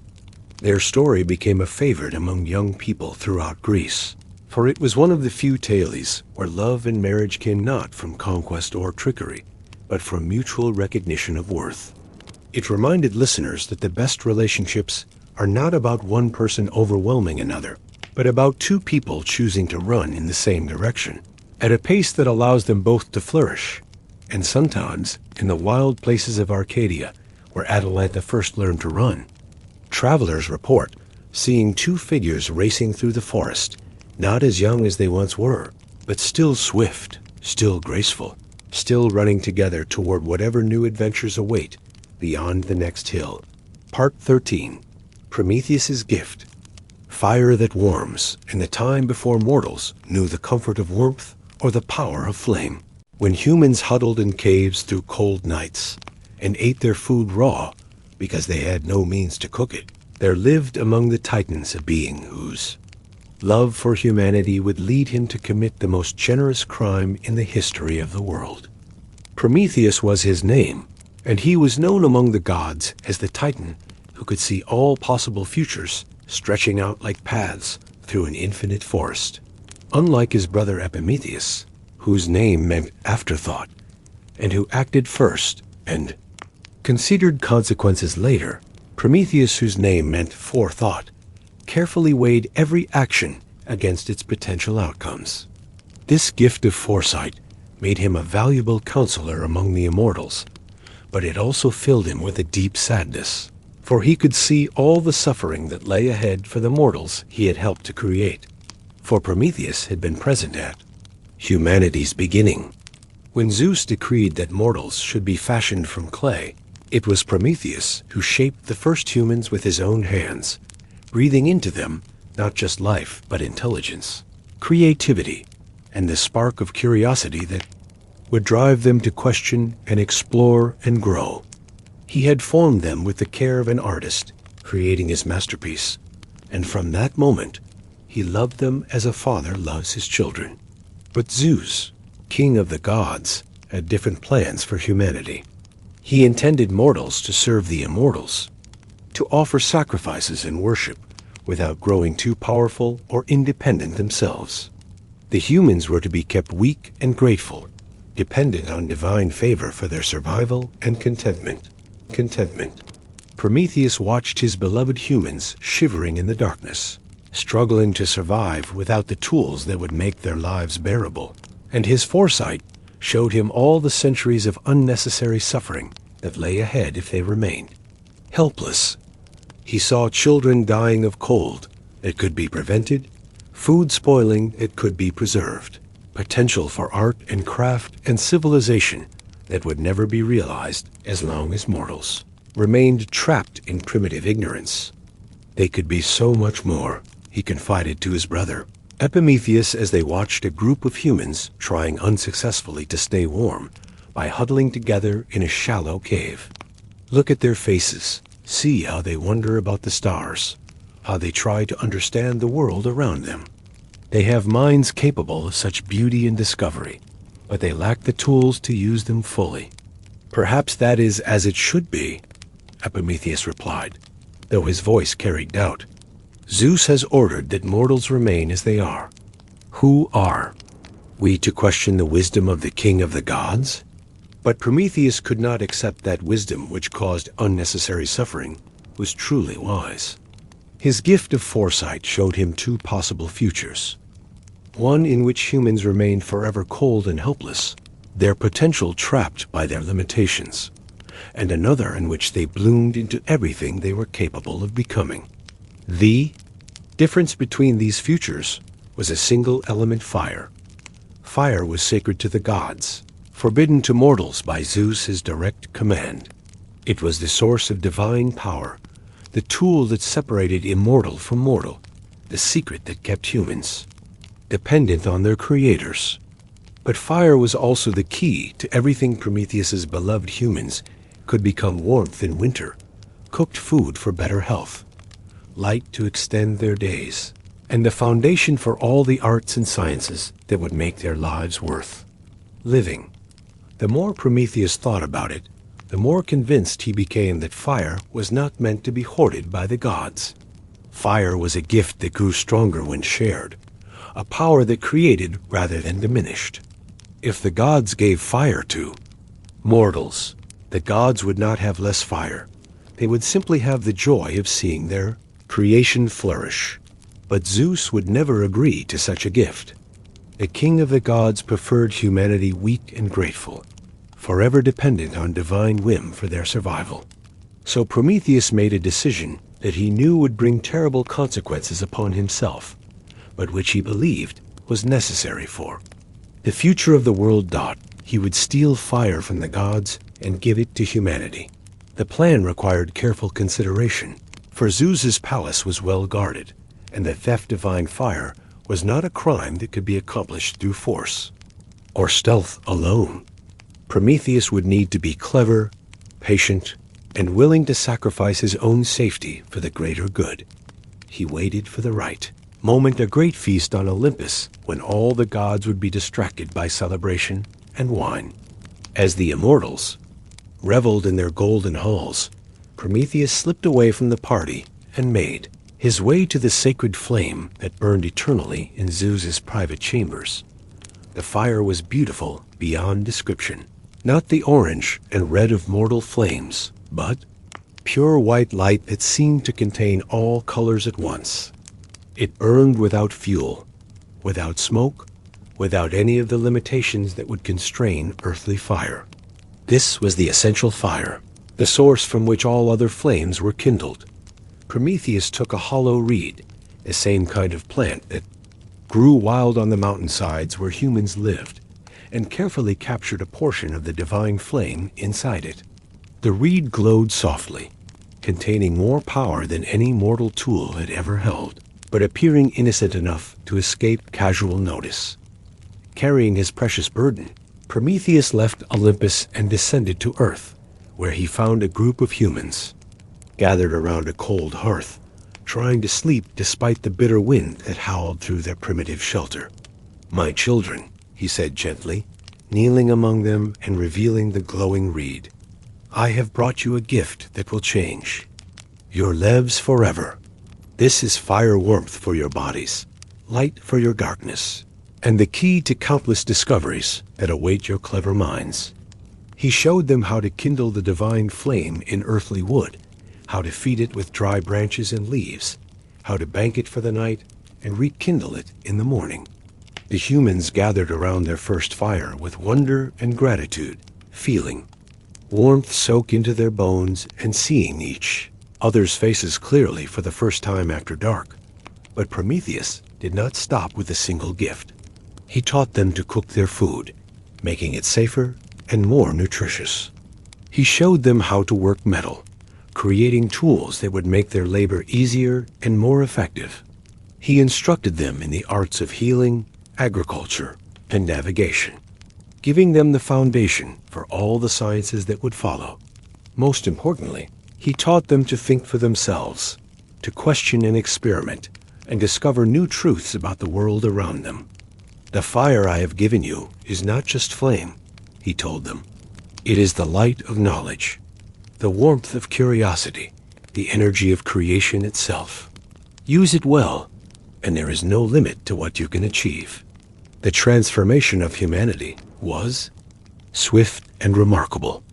Within a generation, they had built comfortable shelters, established organized communities, developed art and music and literature. They began to understand the movements of stars, the properties of plants, the principles that govern the natural world. They created beauty not just for survival, but for the pure joy of creation. But Zeus soon discovered what had happened. The change in humanity was impossible to hide. Their cities glowed with firelight at night. Their metalwork gleamed in the sun.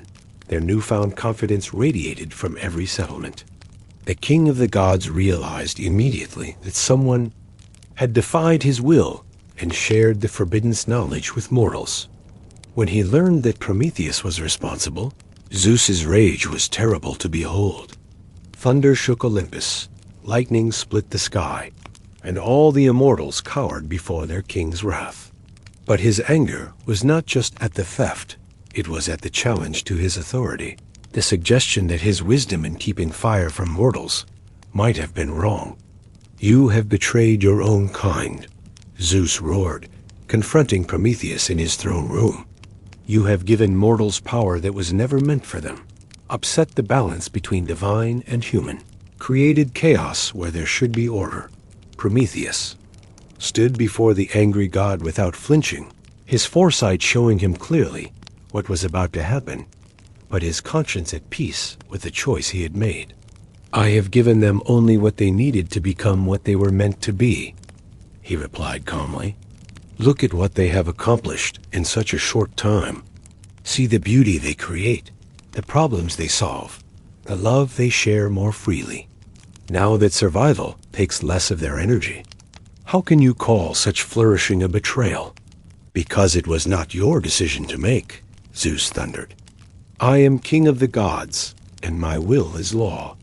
You have defied me, and defiance must be punished, in such a way that no one will ever dare to challenge divine authority again." The punishment Zeus devised was both creative and cruel. Prometheus would be chained to a rock in the Caucasus Mountains, exposed to all weather, unable to move or escape. Each day, an eagle would come to tear out his liver, and each night, being immortal, he would heal completely, only to endure the same torture again the following day. "This will continue for eternity," Zeus declared as the chains were being forged, "or until you admit that your gift to humanity was a mistake and beg for my forgiveness." But as Prometheus was led away to his punishment, he showed no regret. His foresight revealed that his suffering would not be meaningless, that humanity would continue to grow and flourish, that the fire he had given them would kindle discoveries and achievements beyond anything the gods had imagined possible. Rock to which Prometheus was chained stood on a high peak where he could see far across the world. From his lofty prison, he could watch the progress of the humans he loved, see their cities grow and their knowledge expand, witness the gradual transformation of the world through the power of fire and curiosity. The daily torture was exactly as terrible as Zeus had promised. Each morning brought the eagle with its cruel beak and tearing claws. Each day brought agony that would have driven a mortal mad with pain. But Prometheus endured it all without complaint, finding strength in the sight of humanity's continued advancement. Years passed, then decades, then centuries. Human civilization spread across the earth, creating wonders that amazed even the gods. They built temples more beautiful than anything on Olympus, composed music that made the muses weep with envy, developed philosophies that questioned the very nature of existence. And still Prometheus remained chained to his rock, suffering daily for the crime of loving humanity too much to see them remain helpless. The other gods began to wonder if perhaps the punishment had gone on long enough. If the point had been made, and mercy might now be appropriate, it was Heracles, the greatest of human heroes, who finally secured Prometheus's freedom. The hero was passing through the Caucasus Mountains on one of his labors when he heard the story of the chained Titan from local shepherds. Moved by compassion for such devoted sacrifice, Heracles climbed to the peak where Prometheus was imprisoned.